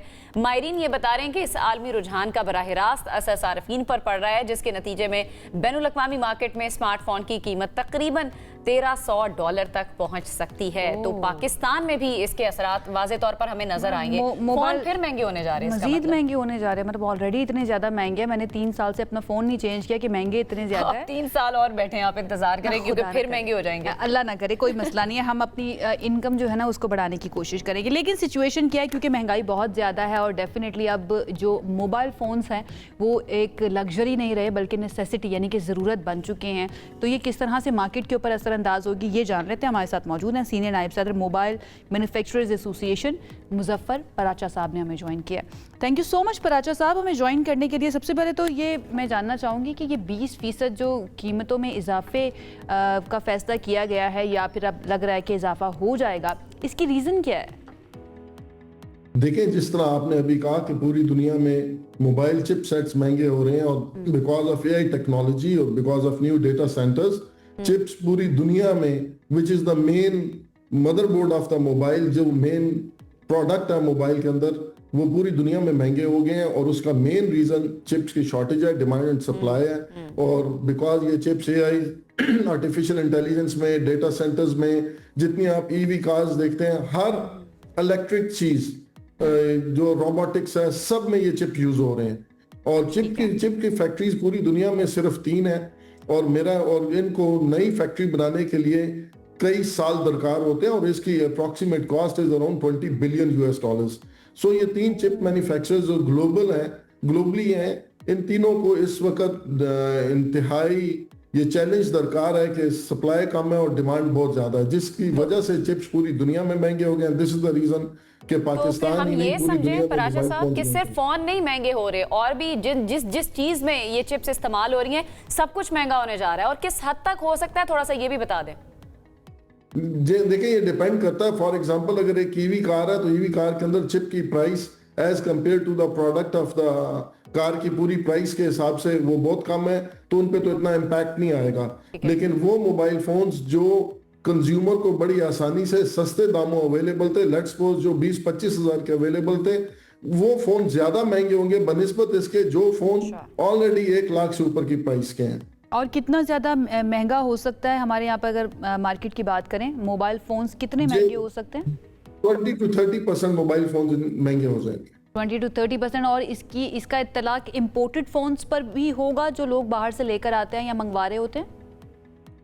देखिए, पूरी दुनिया में फोन्स महंगे होंगे। ऐसा नहीं होगा कि सिर्फ पाकिस्तान में महंगे हो, जो फोन बाहर से लाएंगे वो भी इक्वली, अगर पाकिस्तान में एक फोन 20% महंगा हुआ तो बाहर भी 20% महंगा होगी। तो फिर दुनिया इस पर कोई काम दुनिया कर रही में है? होता है। क्योंकि डिमांड एंड सप्लाई का मसला है ना, डिमांड ज्यादा है, उन चिप्स की सप्लाई कम है, तो इस पर कुछ काम किया जा रहा है? दुनिया इस पर सोच रही है कि इसका कोई तोड़ निकाला जाए, क्योंकि सिर्फ पाकिस्तान इफेक्ट नहीं हो रहा, पूरी दुनिया इफेक्ट हो रही है जिस तरह आप बता रहे हैं।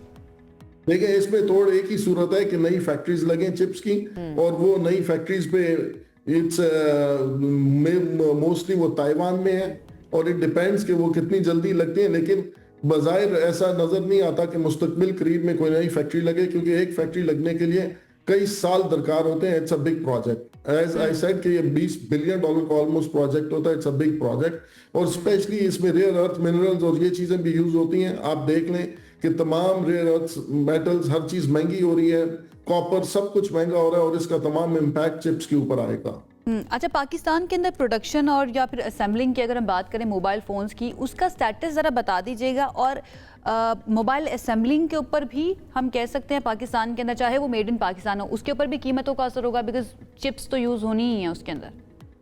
देखिए, कीमतों का असर तो definitely, because it's the main product which is coming from China.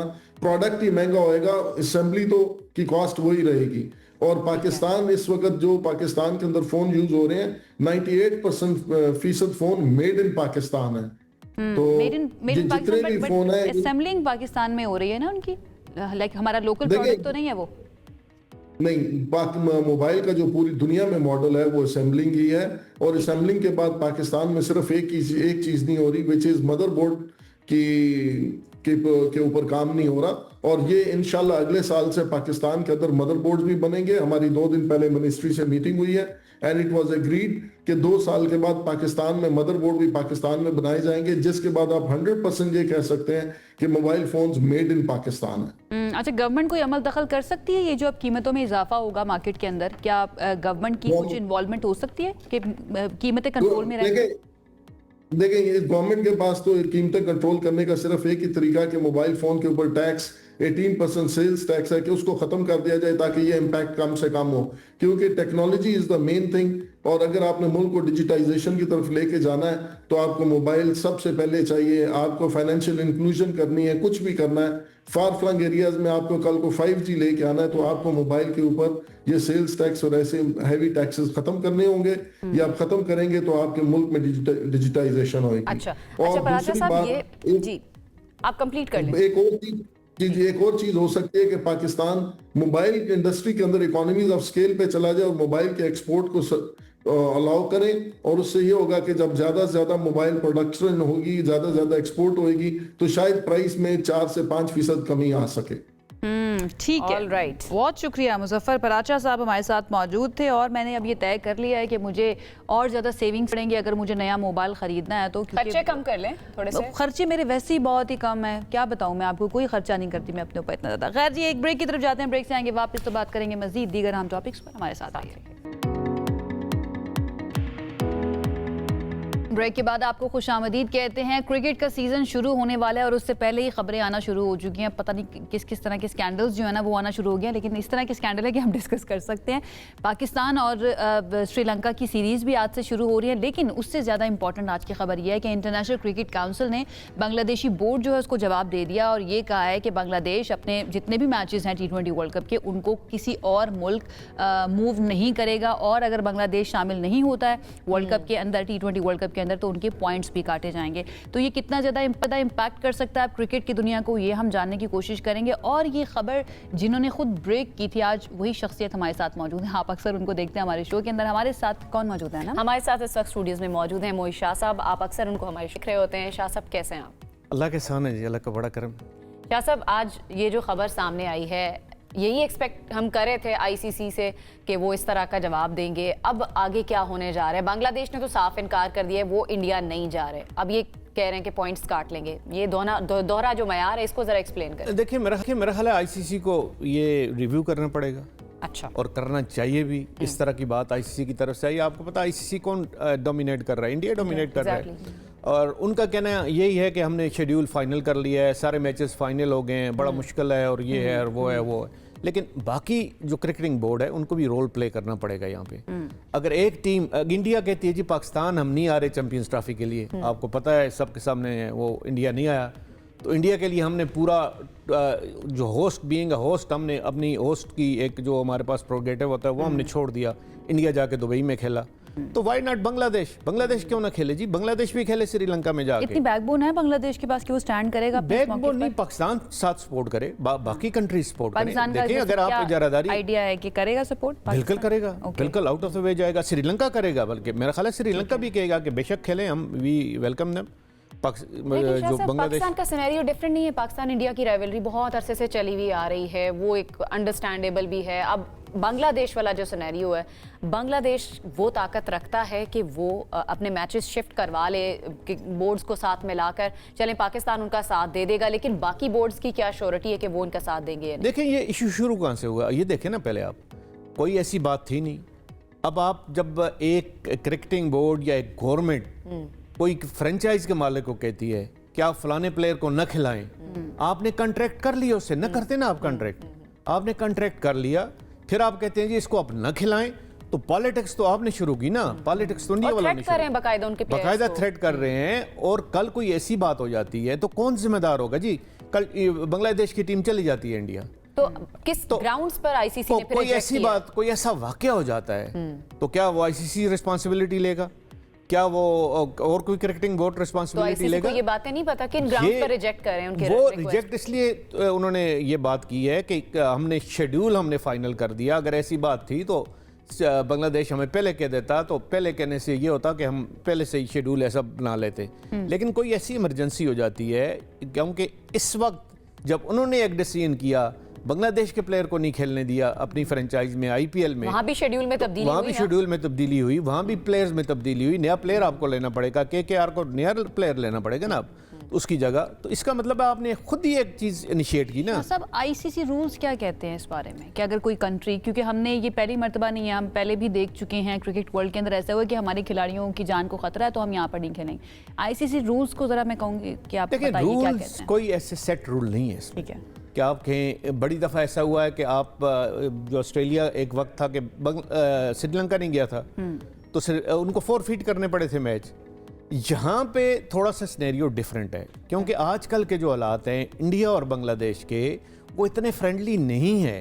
سب کو پتا ہے کہ انڈیا جو ہے بنگلہ دیش میں پالیٹکس کر رہا ہے. انڈیا نے آپ حال ہی میں جو واقعہ ہوا وہاں پہ ان کا شہادت جو ہوئی, تو وہ سب سمجھ رہے ہیں کہ انڈیا کی انوالومنٹ ہے. بنگلہ دیش کے لوگ تو بہت خلاف ہوئے ہیں انڈیا کے اس وقت, ایسے ہی ہے. تو وہ نہیں چاہتے کہ ہم اپنے پلیئر بھجوائیں, اپنے پلیئر بھجوا کے ان کو کوئی ان کے لیے ان کی لائف کو کوئی تھریٹ ہو. ٹھیک ہے. اچھا, یہ جو اب بات کی جا رہی ہے کہ پوائنٹس کٹ جائیں گے, آئی سی سی کی طرف سے یہ کہا جا رہا ہے, اب پوائنٹس کٹنے سے ہوگا کیا امپیکٹ ہوگا بنگلہ دیش کرکٹ ٹیم پر یا بورڈ پر, وہ بھی تھوڑا سا بتا دیں. بنگلہ دیش کی ٹیم نہیں جا رہی اور آئی سی سی کہتا ہے ہم پوائنٹس کاٹ لیتے ہیں. دیکھیں یہاں آپ نے جو آئی سی سی کی بات کی نا, یہ میں نہیں سمجھتا کہ آئی سی سی نے کوئی کلیکٹیو ڈیسیژن لیا. یہاں آئی سی سی کی بات ہو رہی ہے کہ انڈین ڈومینیٹڈ جو ایک وہ اوپر 2-3 لوگ ہیں, نہیں 2-3 لوگ ہیں نا جی, ایک ان کا جے شاہ ہے, چیف ایگزیکٹو بھی انڈین آ گیا ہے, وہ 2-3 لوگوں نے اپنے تئیں یہ فیصلہ کیا ہے. لیکن جب اور کرکٹنگ بورڈ پاکستان کا بھی یا انگلینڈ کا بھی یا کرکٹ آسٹریلیا بھی انٹروین کرے گا یا بات کرے گا, شاید یہ سینیریو یہ اگر نہیں بات کرتے تو پوائنٹس کاٹنے کا مطلب کیا ہے؟ پھر تو بنگلہ دیش نہ صحیح نا, پھر تو آپ بنگلہ دیش نہیں کھیلے گا, اب وداؤٹ بنگلہ دیش ہو جائے گا نا.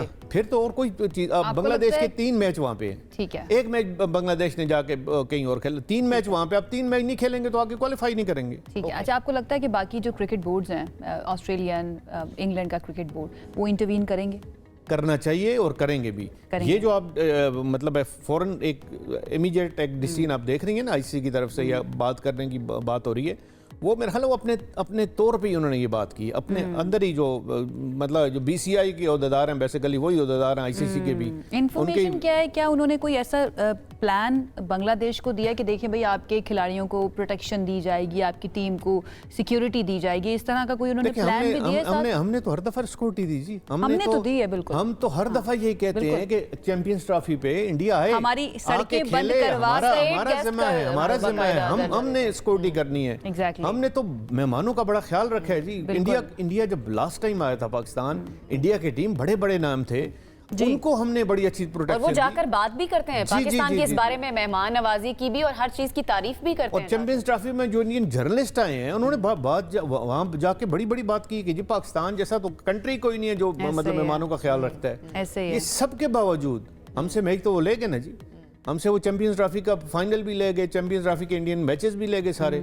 تو یہاں کیوں نہیں ہو سکتا؟ یہ مطلب بڑی عجیب سی بات ہے. میں یہ پوچھنا چاہ رہی تھی کہ انڈیا کی طرف سے ایسا کوئی آفر یا کوئی ڈیل دی گئی ہے بنگلہ دیش کو کہ آپ اپنے کھلاڑیوں کو بھیجیں، آپ کو پروٹیکشن دی جائے گی اور آپ کے کھلاڑی جو ہے نا محفوظ رہیں گے؟ دیکھیں یہ تو ہر ایک کرکٹ بورڈ کہے گا نا، یہ میں کہہ رہا ہوں یہ تو ہر ایک کہے گا، ٹھیک ہے، یہ انڈیا بھی کہے گا، ٹھیک ہے، لیکن اپنے ذہن میں تو ایک ہوتا نا جی کہ وہ اب پاکستان میں اگر 7-8 سال 9 سال کسی ٹیم آئی کوئی نہیں ہے وہ واقعے کے بعد تو کوئی ریزن تھا نا نہیں آئی، اس کے بعد آنا شروع ہوئی تو اب کوئی بھی رک نہیں رہا. تو اس کا مطلب ہے کہ جب کوئی ریزن ہوتا ہے، کوئی بحث ہوتا ہے، اس پہ آپ ڈیسیژن کرتے بالکل ہیں.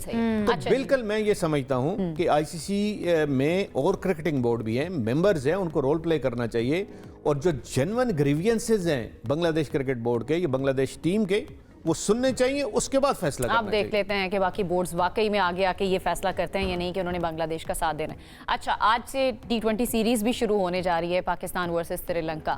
کیا امیدیں ہیں آپ کی؟ کیا ہم ایکسپیکٹ کریں؟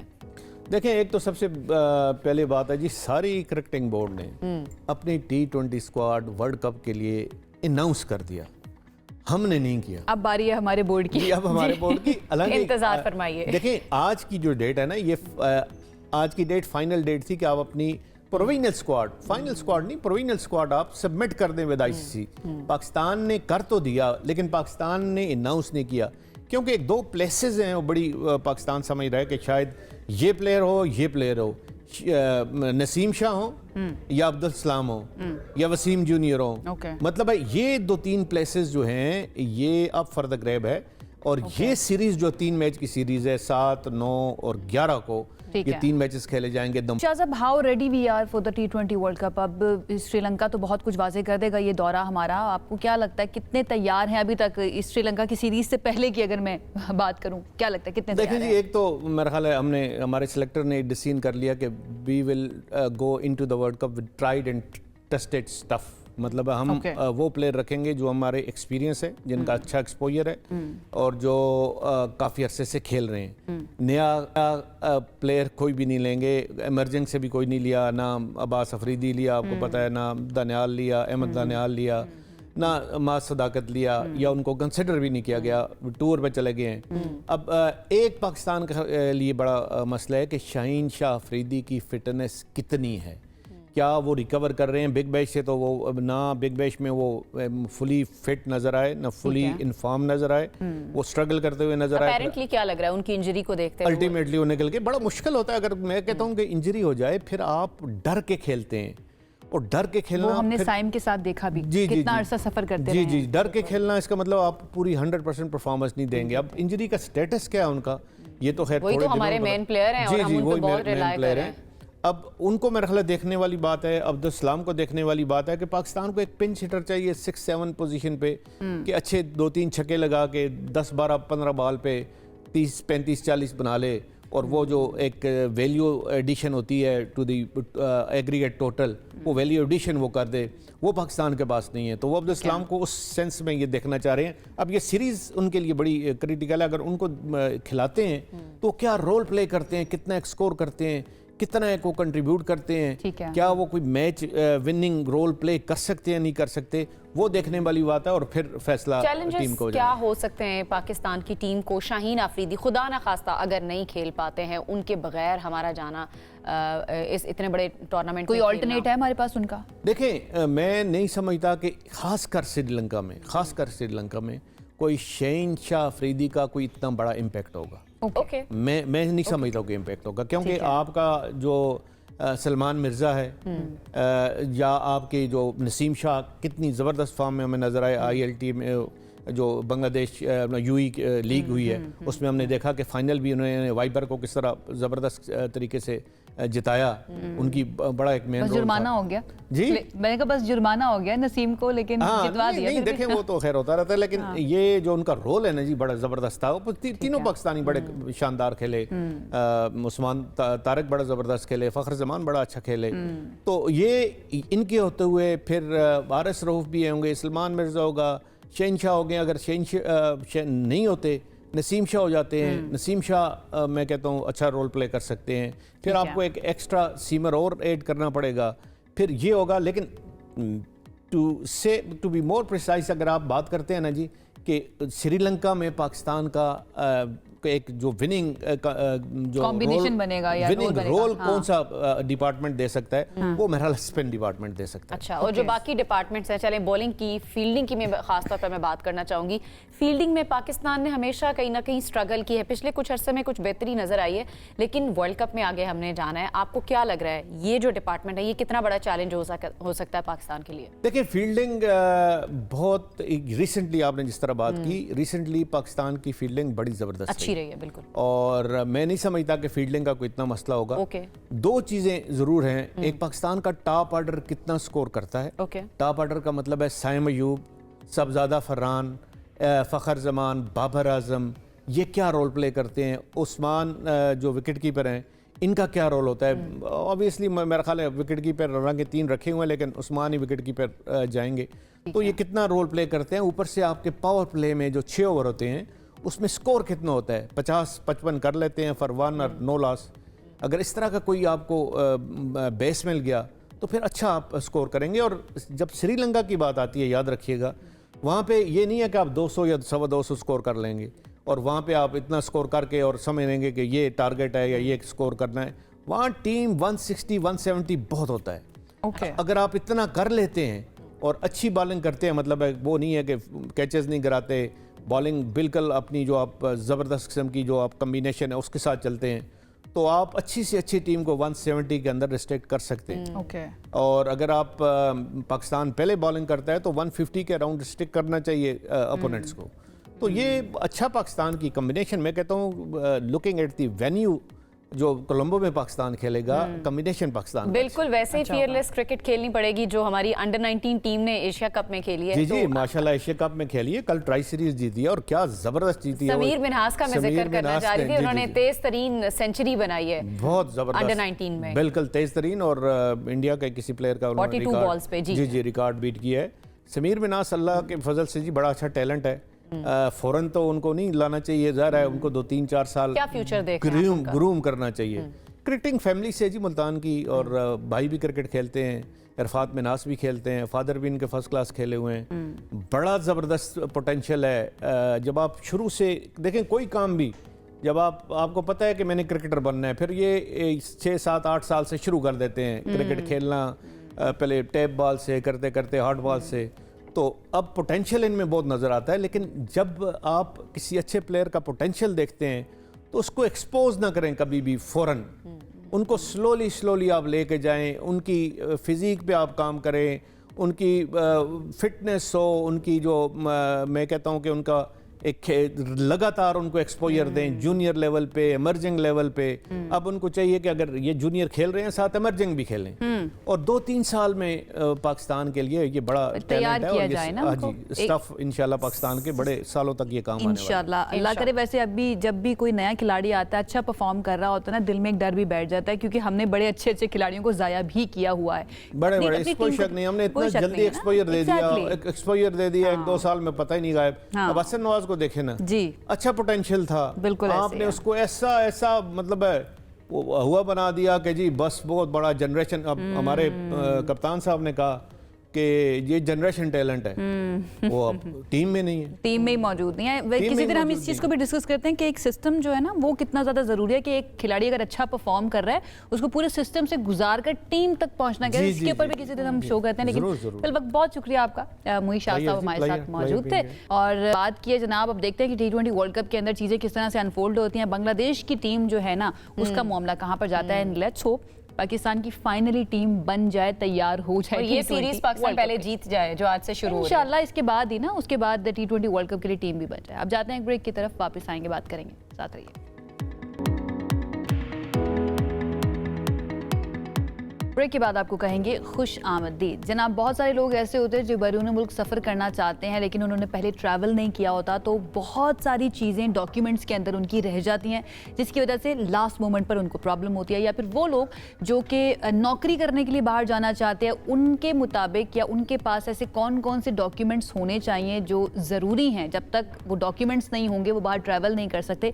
इसका हल जो है ना वो निकाल लिया गया है। वफाकी वज़ीर दाखिला मोहसिन नकवी ने बैरून मुल्क सफ़र करने वाले मुसाफिरों के लिए एक अहम और बहुत बड़ी सहूलत का ऐलान किया है, जिसका मकसद ये है कि एयरपोर्ट्स और बॉर्डर पॉइंट्स पर इमिग्रेशन और क्लियरेंस के अमल को तेज़ भी किया जाएगा, शफाफ भी किया जाएगा, मुसाफिरों के लिए आसानी भी पैदा की जाएगी। एक हेल्प डेस्क जो है ना वो कायम कर दिया गया है। इस ऐलान के तहत FIA ने मुल्क भर के तमाम जोनल दफातर में प्री डिपार्चर सहूलत डेस्क कायम कर दिए हैं जो कि फौरी तौर पर फाल हो चुके हैं और इन डेस्कों के जरिए मुसाफिरों को सफ़र से पहले ज़रूरी रहनुमाई, जिस तरह आयशा बता रही थी, कोई दस्तावेजात हैं, उनकी जांच पड़ताल का अमल किस तरह से हो सकता है, या कोई भी मुमकिना मसाइल उनकी पहले से निशानदही कर दी जाए, उनको पहले से ही सहूलत फराहम कर दी जाए ताकि एंड टाइम पर उनको मुश्किलात का सामना ना करना पड़े। तो क्या क्या मुश्किलात मुसाफिरों को होती हैं? और पिछले कुछ दिनों में हम ऐसी भी खबरें रिपोर्ट हो रही थी कि एयरपोर्ट्स पर ऑफलोडिंग की जा रही थी, हालांकि वो लोग ये कह रहे थे कि उनके पास सारे डॉक्यूमेंट्स मौजूद हैं, लेकिन डेफिनेटली कोई ना कोई रीजन थी जिसकी वजह से उनको रोका जा रहा था। शायद उसी सिलसिले की कड़ी है। कौन कौन से हो सकते हैं और कैसे जो मुसाफिर है ना उनके लिए आसानी की जा सकती है, इस पर हम बात करेंगे। Director FIA immigration Iftikhar Abbasi साहब ने हमें ज्वाइन किया है। इफ्तिखार साहब, बहुत बहुत शुक्रिया हमें ज्वाइन करने के लिए। सबसे पहले तो ये जो डेस्क कायम किया गया है, प्री डिपार्चर सहूलत डेस्क, इसका मकसद क्या है? कौन से शहरियों को ये सहूलियात फराहम करेगा? Miss Anam, thank you very much FIA को मुझे टाइम देने के लिए। बेसिकली आपने पहले बता दिया कि ये वज़ीर दाखिला मोहसिन नकवी साहब की हिदायत पे लोगों की फैसिलिटेशन के लिए मुख्तलिफ इंटरवेंशंस जो हैं वो FIA ने किए हैं।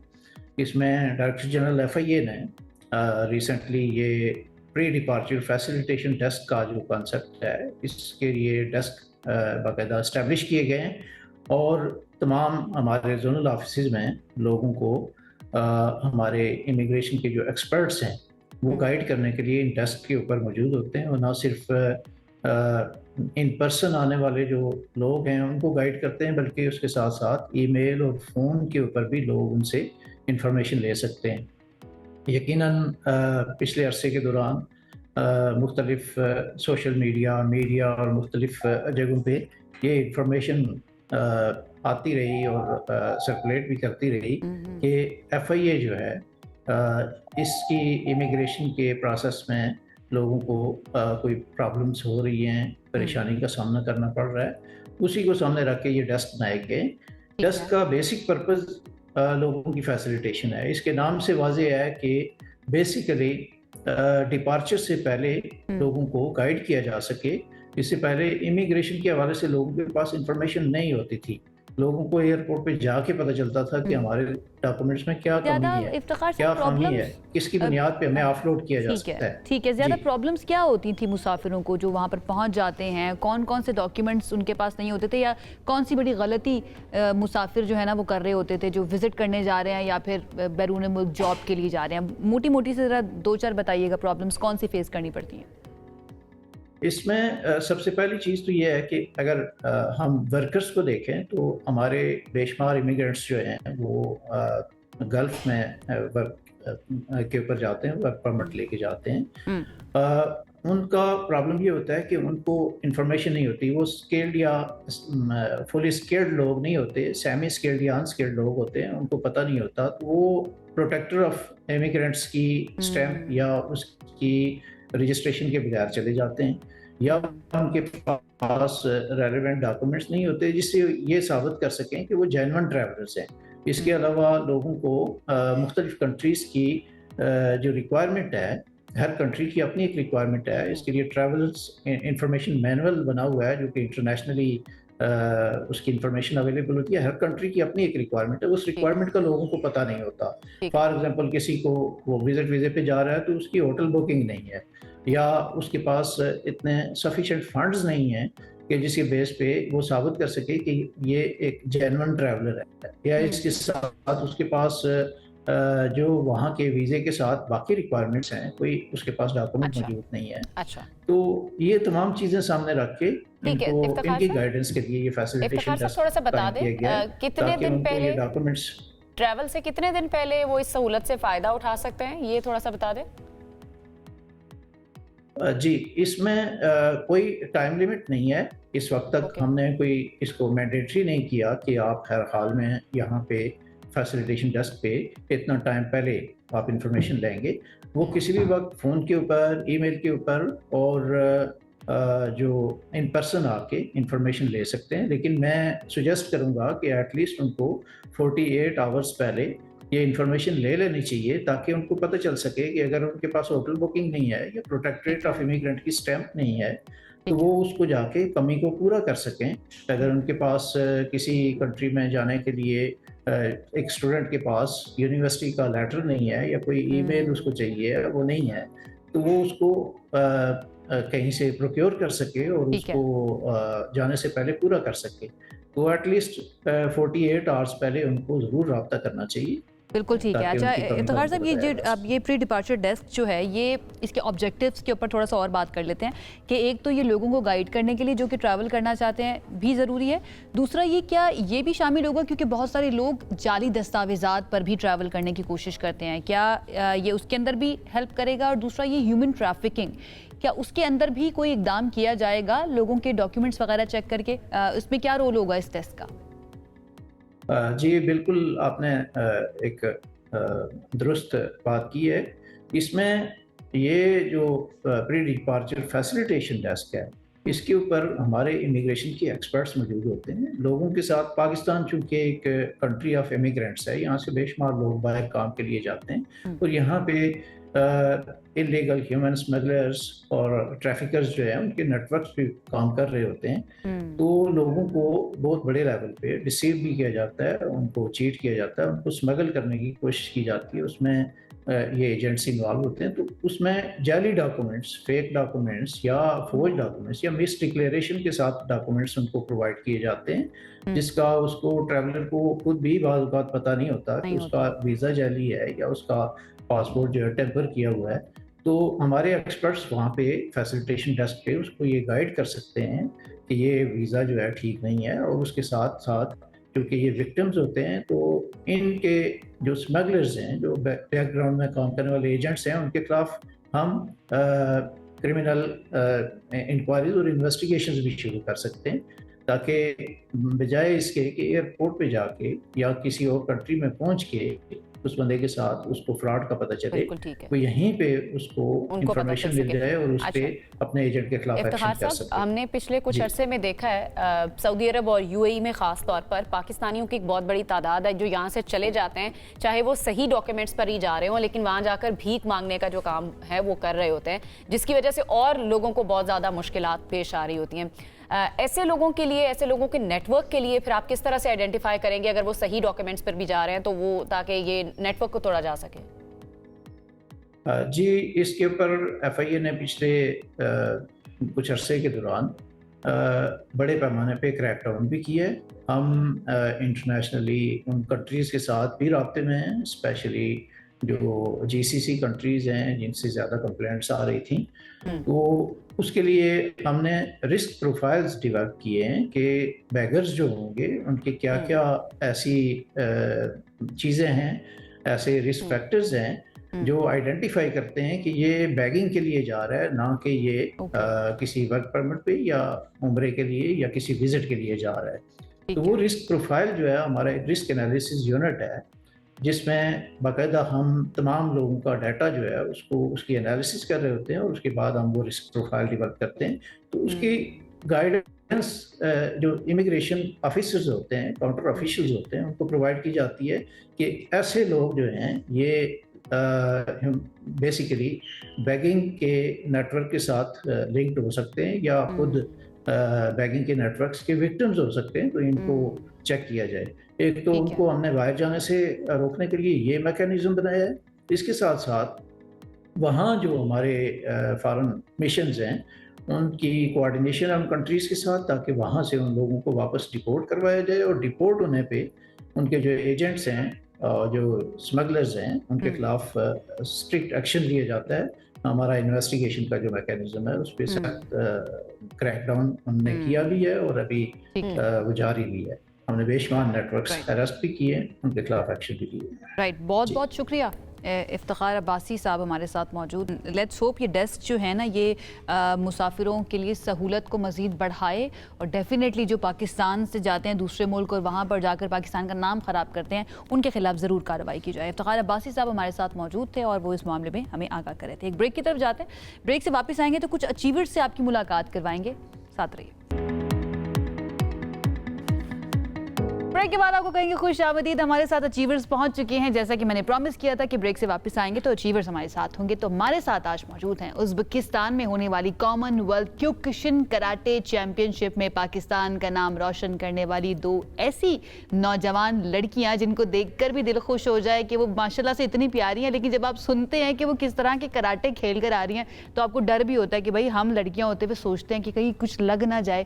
وہ کہتی ہیں کوئی مسئلہ نہیں ہے، لگ بھی جائے نا تو وہ ریکور بھی ہو جاتا ہے. تو ہمارے ساتھ کون موجود ہے؟ ہمارے ساتھ موجود ہوں گی لائبہ رب نواز، جو کہ سلور اور گولڈ دونوں کیٹیگریز میں اپنا کارنامہ دکھا چکی ہیں، اور دونوں گولڈ میڈلز انہوں نے، ایک گولڈ اور ایک سلور میڈل انہوں نے جیتا ہے. لائبہ نے پلس 55+ کلو گرام کیٹیگری میں شاندار کارکردگی کا مظاہرہ کیا ہے. گولڈ اور سلور میڈلز انہوں نے اپنے نام کیا، جبکہ اوپن ویٹ کیٹیگری میں عیشا ارم نے گولڈ میڈل حاصل کیا ہے. عیشا نے، اور اس ایونٹ میں فائٹ اور کاتا کیٹیگریز بھی شامل تھیں. اب یہ مختلف نام سامنے آ رہے ہیں. کاتا کیٹیگری پاکستان کی طرف سے نا 5 ہمارے ایتھلیٹس گئے تھے، اور ان 5 ایتھلیٹس نے 6 میڈلز جو ہے نا وہ حاصل کیا. تو ان میں سے 2 کو تو ہم نے بلا لیا، ان کو ویلکم کرتے ہیں. السلام علیکم. کیسی ہیں آپ لائبہ؟ بالکل ٹھیک ہے. عیشا آپ کیسی ہیں؟ واپسی کب ہوئی، کیسا ایکسپیرینس رہا لائبہ؟ واپسی ہماری 27 دسمبر کو ہوئی تھی، اور ایکسپیرینس بہت اچھا تھا. وہاں پہ ٹورنامنٹ کے حوالے سے بھی، ٹورنامنٹ میں ڈفرینٹ فائٹر سے ملے، ڈفرینٹ فائٹرس کی ٹیکنیکس دیکھیں. ایک تو گیم میں بہت ہیلپ آؤٹ ہوا، اس کے علاوہ ازبکستان ویسے بھی بہت خوبصورت کنٹری ہے، تو وہ بہت مزہ آیا. بہت مزہ آیا. مجھے آپ کو سن کے بڑا مزہ آ رہا ہے. عیشا کا ایکسپیرینس کیسا رہا، بتائیں ذرا. بسم اللہ الرحمن الرحیم. میں بتانا چاہوں گی ازبکستان میں پہلے بھی جا چکی ہوں، تو تب بھی میرا ایکسپیرینس اچھا تھا، اب بھی بہت اچھا رہا الحمدللہ. تو جیسے نہیں کہتے، مجھے اس بات پہ بہت خوشی تھی کہ وہاں کے لوگ نا مدد کرنے کو بہت تیار تھے، تو اس حساب سے میرا دل بہت خوش ہوا. لیکن جو کمپیٹیٹرز ہوتے ہیں، جو سامنے کھڑے ہوتے ہیں، وہ تو بالکل بھی مدد نہیں، وہ تو شاید نہ مدد کرے، لیکن اوور آل جیسے نہیں کہتے، اگر ہم ایکٹیولی کچھ خاص کر بھی نہ رہے ہوں، وہ چاہتے ہیں کہ مدد کریں. اچھا، اس کمپٹیشن کی سب سے خاص بات یا سب سے اچھی بات آپ لوگوں کو کیا لگی؟ ویسے ہم لوگ جب پہلے بھی ایران ہم لوگ ایشین چیمپئن شپ کھیلنے گئے تھے، تو وہاں پہ یہ ہوتا ہے کہ کمپٹیشن میں جتنے بھی فائٹرز ہوتے ہیں وہ آپ کو ایز اے کمپٹیشن ہی دیکھتے ہیں. لیکن اس میں ڈفرینٹ یہ تھا کہ جب ہم لوگ رنگ میں، تب ہم لوگ رائیولز ہیں، فائٹرز ہیں، ایک دوسرے کے ساتھ کمپیٹ کریں، لیکن رنگ کے باہر سب لوگ بہت فرینڈلی ہیں. وہ جو ساری رائیولری ہے وہ رنگ میں ہی ختم ہو جاتی تھی. تو یہ ڈفرینٹ چیز، جو کہ ایک روح ہوتی ہے نا کسی بھی کھیل کی، کہ وہ رنگ کے اندر ہی میدان میں نظر آنا چاہیے، اس اسپورٹس مین اسپرٹ جو ہے نا وہ نظر آ رہی ہوتی ہے. اچھا عیشا، یہ بتائیے 100 سے زیادہ ایتھلیٹس تھے جنہوں نے اس کے اندر حصہ لیا. سب سے مشکل کون سا ایتھلیٹ تھا جو رائیول آپ کو لگا کہ جس سے مشکل آپ کو لگ رہا تھا کہ اس سے جیتنا تھوڑا سا نا پرابلمٹک ہوگا، یہ بہت خطرناک ہے؟ میں کہوں گی سب سے مشکل ٹیکنیکل فائٹر ہوتا ہے، کیونکہ اس کا جیسے کمپیئر ٹو جو کہتے ہیں نا را اسٹرینتھ استعمال کرو، آپ پھر بھی آپ سمجھ جاؤ گے نا اچھا میں اس کا کاؤنٹر کیسے کروں. جو ٹیکنیکل ہوتا ہے نا اس کو کاؤنٹر کرنا ایک اہل مشکل ہو جاتا ہے. ٹیکنیکل جو، اور کون سب سے زیادہ ٹیکنیکل تھا وہاں پہ Uzbek he or technical actually. اچھا، وہاں کی ریجنلی، کیونکہ ان کی نا اپر کک جاتی ہے بہت. اچھا، ہم نے کراٹے کا تو ہمیشہ سنا ہے، یہ کیوکوشن اگر میں صحیح پروناؤنس کر رہی ہوں، یہ کراٹے کون سے ہوتے ہیں؟ تھوڑا سا اس کے بارے میں بتائیں آپ میں سے کوئی بھی. کیوکوشن کراٹے اسپورٹس کراٹے سے بالکل ڈفرینٹ ہے. اسپورٹس کراٹے میں فل گیئر یوز کرتے ہیں، ان کا چیسٹ گارڈ ہوتا ہے، وہ لوگ لیگ گارڈز یوز کرتے ہیں، گلوز یوز کرتے ہیں. اس کے علاوہ ان کا پوائنٹ بیسڈ ہوتا ہے، وہ اسکور کرتے ہیں، پوائنٹس لیتے ہیں، اور اس کے بیسس پہ ان لوگوں کے جو ڈیسیژنز ہوتے ہیں وہ ہوتے ہیں. ہمارا پوائنٹ بیسڈ نہیں ہوتا، ہمارا ناک آؤٹ بیسڈ ہوتا ہے. مطلب آپ مارتے رہو جب تک اگلا بندہ ناک آؤٹ نہ ہو جائے. 3 منٹس کی فائٹ ہوتی ہے، اس میں ہمارا ناک آؤٹ بیسڈ ہوتا ہے، اور ہم لوگ کوئی گارڈز یوز نہیں کرتے، گلوز शिन गार्ड्स या फिर चेस्ट गार्ड, हमारे कोई गार्ड्स नहीं होते इसमें। इसमें तो इंजरीज भी होती होंगी ठीक बिल्कुल। ठाक। और हमारा फुल कांटेक्ट कराटे, लाइक हम लोग फेस पे किक्स करते हैं, बेली पे हिट करते हैं, स्टमक पे हिट करते हैं, थाइस पे हिट करते हैं। कोई full रूल contact। नहीं है इसमें कि आप यहाँ हिट नहीं कर सकते? Rules हैं। फेस के लिए ज्यादातर हमने देखा रूल्स कुछ जी, होते हैं। फेस पे हम लोग पंच नहीं हिट करते, हम फेस पे किक्स हिट करते हैं। और इसके अलावा रूल है कि जब कोई गिर जाए तो हम हिट नहीं करते, हमारे ग्राउंड गेम नहीं है, हम लोग खड़े होकर फाइट करते हैं। मतलब एमएमए का ना एक कह ले कि थोड़ा ग्रैपलिंग और ग्राउंड है ना, थोड़ा एमएमए का ना बड़ा कह ले टेम वर्जन, क्योंकि एमएमए ना कि आप गिरा भी देते हो फिर मुंह पे मारते हो, हमारा नहीं, हमारा बस वो गिर जाए ना आप पीछे हट जाओ। अच्छा, पाकिस्तान में क्या ट्रेंड है इसका या क्या स्टेटस है? कितने लोग आते हैं इसके अंदर, ये लड़कियां खास तौर पर कितनी आती है क्योकुशिन कराटे के अंदर? हमने ज़्यादातर देखा है कि माँ बाप बच्चों को बहुत डालने का करते हैं, ये यंग लॉट ना, फीमेल्स खास तौर पे वो, क्योंकि एक तरह से अब जाके ना थोड़ा ये ट्रेंड बनने लग गया। अगर आप लोग नॉर्मलाइज होना शुरू हुआ है। मार्शल आर्ट्स ना आजकल एक तरह से ट्रेंड बन ही गया है, जिस तरह ताइक्वांडो, कंग फू वगैरह ना ये आ गया है एक तरह से, मतलब इतना नहीं बट आराम आराम से आ रहा है। जब आप लोगों ने शुरू किया, वैसे कितने साल से आप लोग इस फील्ड में हैं कराटे? प्रोफेशनली कितने अरसे से कर रहे हैं दोनों? मुझे 4 years हो गए हैं एंड ईशा को ऑलमोस्ट 10 years। Almost 10 years। अच्छा, 10 साल पहले आपने पेरेंट्स को कैसे कन्विंस किया कि मुझे कराटे, क्योंकि लड़कियों, जिस तरह आपने खुद भी बात की है, उस वक्त तो बिल्कुल ही एक स्टीरियोटाइप था कि भाई खवातीन या लड़कियां नहीं कर सकती। एक्चुअली मुझे कन्विंस करने की ज़रूरत नहीं थी, उन्होंने मुझे किया। अच्छा। बिकॉज एक तो वैसे ही मेरी फैमिली ना स्पोर्ट्स ओरिएंटेड थी, तो उनको स्पोर्ट्स में लगाव था, बट उन दिनों में ये था ना कि हरासमेंट केसेस बहुत हो रहे थे, तो मेरी नानी और मेरी अम्मा ने ना कहीं ढूंढने की कोशिश की ना कि सेल्फ डिफेंस तो आनी चाहिए। ये मैं अगला सवाल ये करने वाली थी कि 10 साल हो गए, 10 साल में चलो रिंग के अंदर तो बड़ा आपने नॉकआउट किया होगा, बाहर किसी को नॉकआउट किया, किसी ने तंग किया तो ऐसी की तैसी? अभी तक तो नहीं, बदकिस्मती। अच्छा, बदकिस्मती है, you are looking forward to it. Yes, हम लोग हमेशा सोचते हैं, लाइक हमें बहुत सारे किस्से सुनने को मिलते हैं कि उसको किसी ने ऐसे कर दिया, उसको किसी ने ऐसे कर दिया, लेकिन हमारे साथ कुछ होता ही नहीं है। शुक्र अदा करें आप लोग। वो एक औरा भी इस तरह का बन जाता है ना, सबको पता चल जाता है कि भाई इनसे जो है ना बिल्कुल भी इनको तंग करने की जरूरत नहीं। अच्छा, आपने कभी 4 सालों में किसी को किया? नहीं किया, मौका ही नहीं मिला। अच्छा, बहन भाइयों को किसी को किया? शुरू में मैं अपने बहनों को बहुत ज़्यादा, जो भी मैं मूव सीख के जाती थी ना, जब मैं न्यू थी तो मैं घर जाके अपनी बहनों पे ट्राई करती थी। फिर मेरे अब्बू ने बोला कि अगर तुमने ये शुरू रखा ना तो मैं तुम्हें छुड़वा दूँगा। अच्छा, वैसे घर वालों को ये टेंशन होती है कि बच्चियां हैं, कहीं मुंह पे या कहीं चोट ना लग जाए, निशान ना पड़ जाए, ये वाली टेंशन नहीं थी घर वालों को? नहीं, मुझे कई दफ़ा इंजरीज हुई हैं, मेरी नाक पे भी लग चुकी है और बॉडी पे भी कई दफ़ा लग चुकी है, तो अब उन लोगों को आदत हो गई है कि ये बाज आने वाली नहीं है। और मेरे फादर खुद भी इसमें बहुत ज़्यादा है, मेरे जो चाचू हैं वो 40 years से सेम कराटे कर रहे हैं, तो इसलिए भी मेरे घर में वो है। आगे का क्या प्लान है लाइबा का? आगे का मेरा यही है कि अभी 2027 वर्ल्ड चैंपियनशिप आ रही है, इसी को फॉलो करना इंशाल्लाह। मैंने वो जीतनी है, गोल्ड मेडल आना है उसमें जापान से। अभी तो फिलहाल मेरे माइंड में वही एक स्कोर है। अच्छा, पाकिस्तान में क्या स्कोप या क्या पोटेंशियल आपने देखा है ये 10 साल जो आपने इस फील्ड में रही हैं? कितनी ज़्यादा लड़कियां हैं जो इस तरफ आना चाह रही हैं? ये कह सकते अच्छी खासी लड़कियां आना चाहिए। ख़ास तौर पे ना मैंने देखा है कि जो थोड़ी सी ना गांव के इलाकों से होती है, उनका है कि उनका ज़्यादा दिल है कि हमने इस कराटे सीखना है, मेरे जहाँ तक देखा है, जहाँ तक आपको लगता है। बिल्कुल ठीक है। अच्छा, ये आपको क्या लगता है ज़िंदगी में क्या तब्दीली लेकर आता है कोई भी स्पोर्ट्स जब आप चूज़ कर लेते हैं, उससे पहले की ज़िंदगी और बाद की ज़िंदगी? पहले मैं आपसे पूछूंगी ईशा, क्या डिफरेंस फील होता है? मुझे माय एक्सपीरियंस मैं ये कह सकती हूँ कि जो स्पोर्ट है ना, हर एक स्पोर्ट की डिसिप्लिन ज़रूर होती है। कराटे में हमें ये सिखाया गया है ना कि जब आप नए नए आए हो ना, सबसे पहले डिसिप्लिन होना चाहिए। पहले आपको डिसिप्लिन सिखाते, फिर आपको आराम आराम से गेम में डालते। डिसिप्लिन से मुराद क्या होती है? जिंदगी के अंदर ओवरऑल डिसिप्लिन या फिर उस खेल को लेकर? लाइफस्टाइल ही चेंज हो जाता है। हाँ जी, एक तरह से खेल को भी लेके, लेकिन ओवरऑल आपकी वो जैसे नहीं कहते शख्सियत ही बदल जाती है। शख्सियत बदल जाती है पूरी। जैसे मसलन कह लेना कि अगर आप अंडर कॉन्फिडेंट है तो ये गेम आपको कॉन्फिडेंस में ज़्यादा मदद करेगी। तो इस तरह से ना ये नहीं है कि अचानक हो जाएगा, लेकिन आप में आराम आराम से एक आ पंक्चुअलिटी भी शायद आती होगी किसी न किसी लेवल पे। एक तो ये होता है कि आपको पता होता है कि अच्छा 4 बजे मेरी क्लास है तो मुझे 4 बजे पहुंचना है, तो आप अपना पूरा दिन उस हिसाब से मेंटेन करते हो।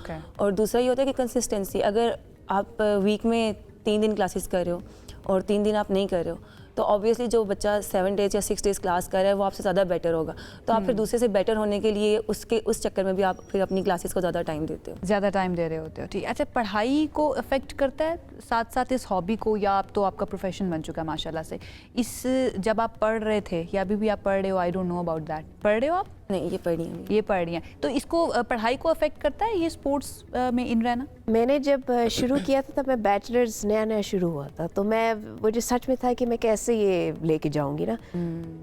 महीना लग गया था समझने पे, फिर मैंने कहा नहीं मुझे ये तो अच्छा लग रहा है, क्योंकि जैसे नहीं कहते जिस्म और दिमाग दोनों एक साथ चल रहे हैं। एग्जैक्टली। तो उस हिसाब से मैंने कहा चलो मेरा एडजस्ट हो गया। एडजस्ट हो यही गया। होता था जब मैंने शुरू किया था, तभी मैंने नया नया बैचलर्स में एडमिशन लिया था। और यूनिवर्सिटी में जब आप जाते तो वो आपका डिफरेंट ही, फिर पूरा जो आप कॉलेज में डिफरेंट रूटीन होती है, यूनिवर्सिटी में डिफरेंट रूटीन होती है। तो उस टाइम पे ये था कि मुझे इसके साथ मैनेज करना था। ये होता था कि एग्जाम से पहले मैं ऑफ कर लेती थी एग्जाम्स के दिनों में। टीचर सपोर्टिव होने चाहिए ना उसके लिए।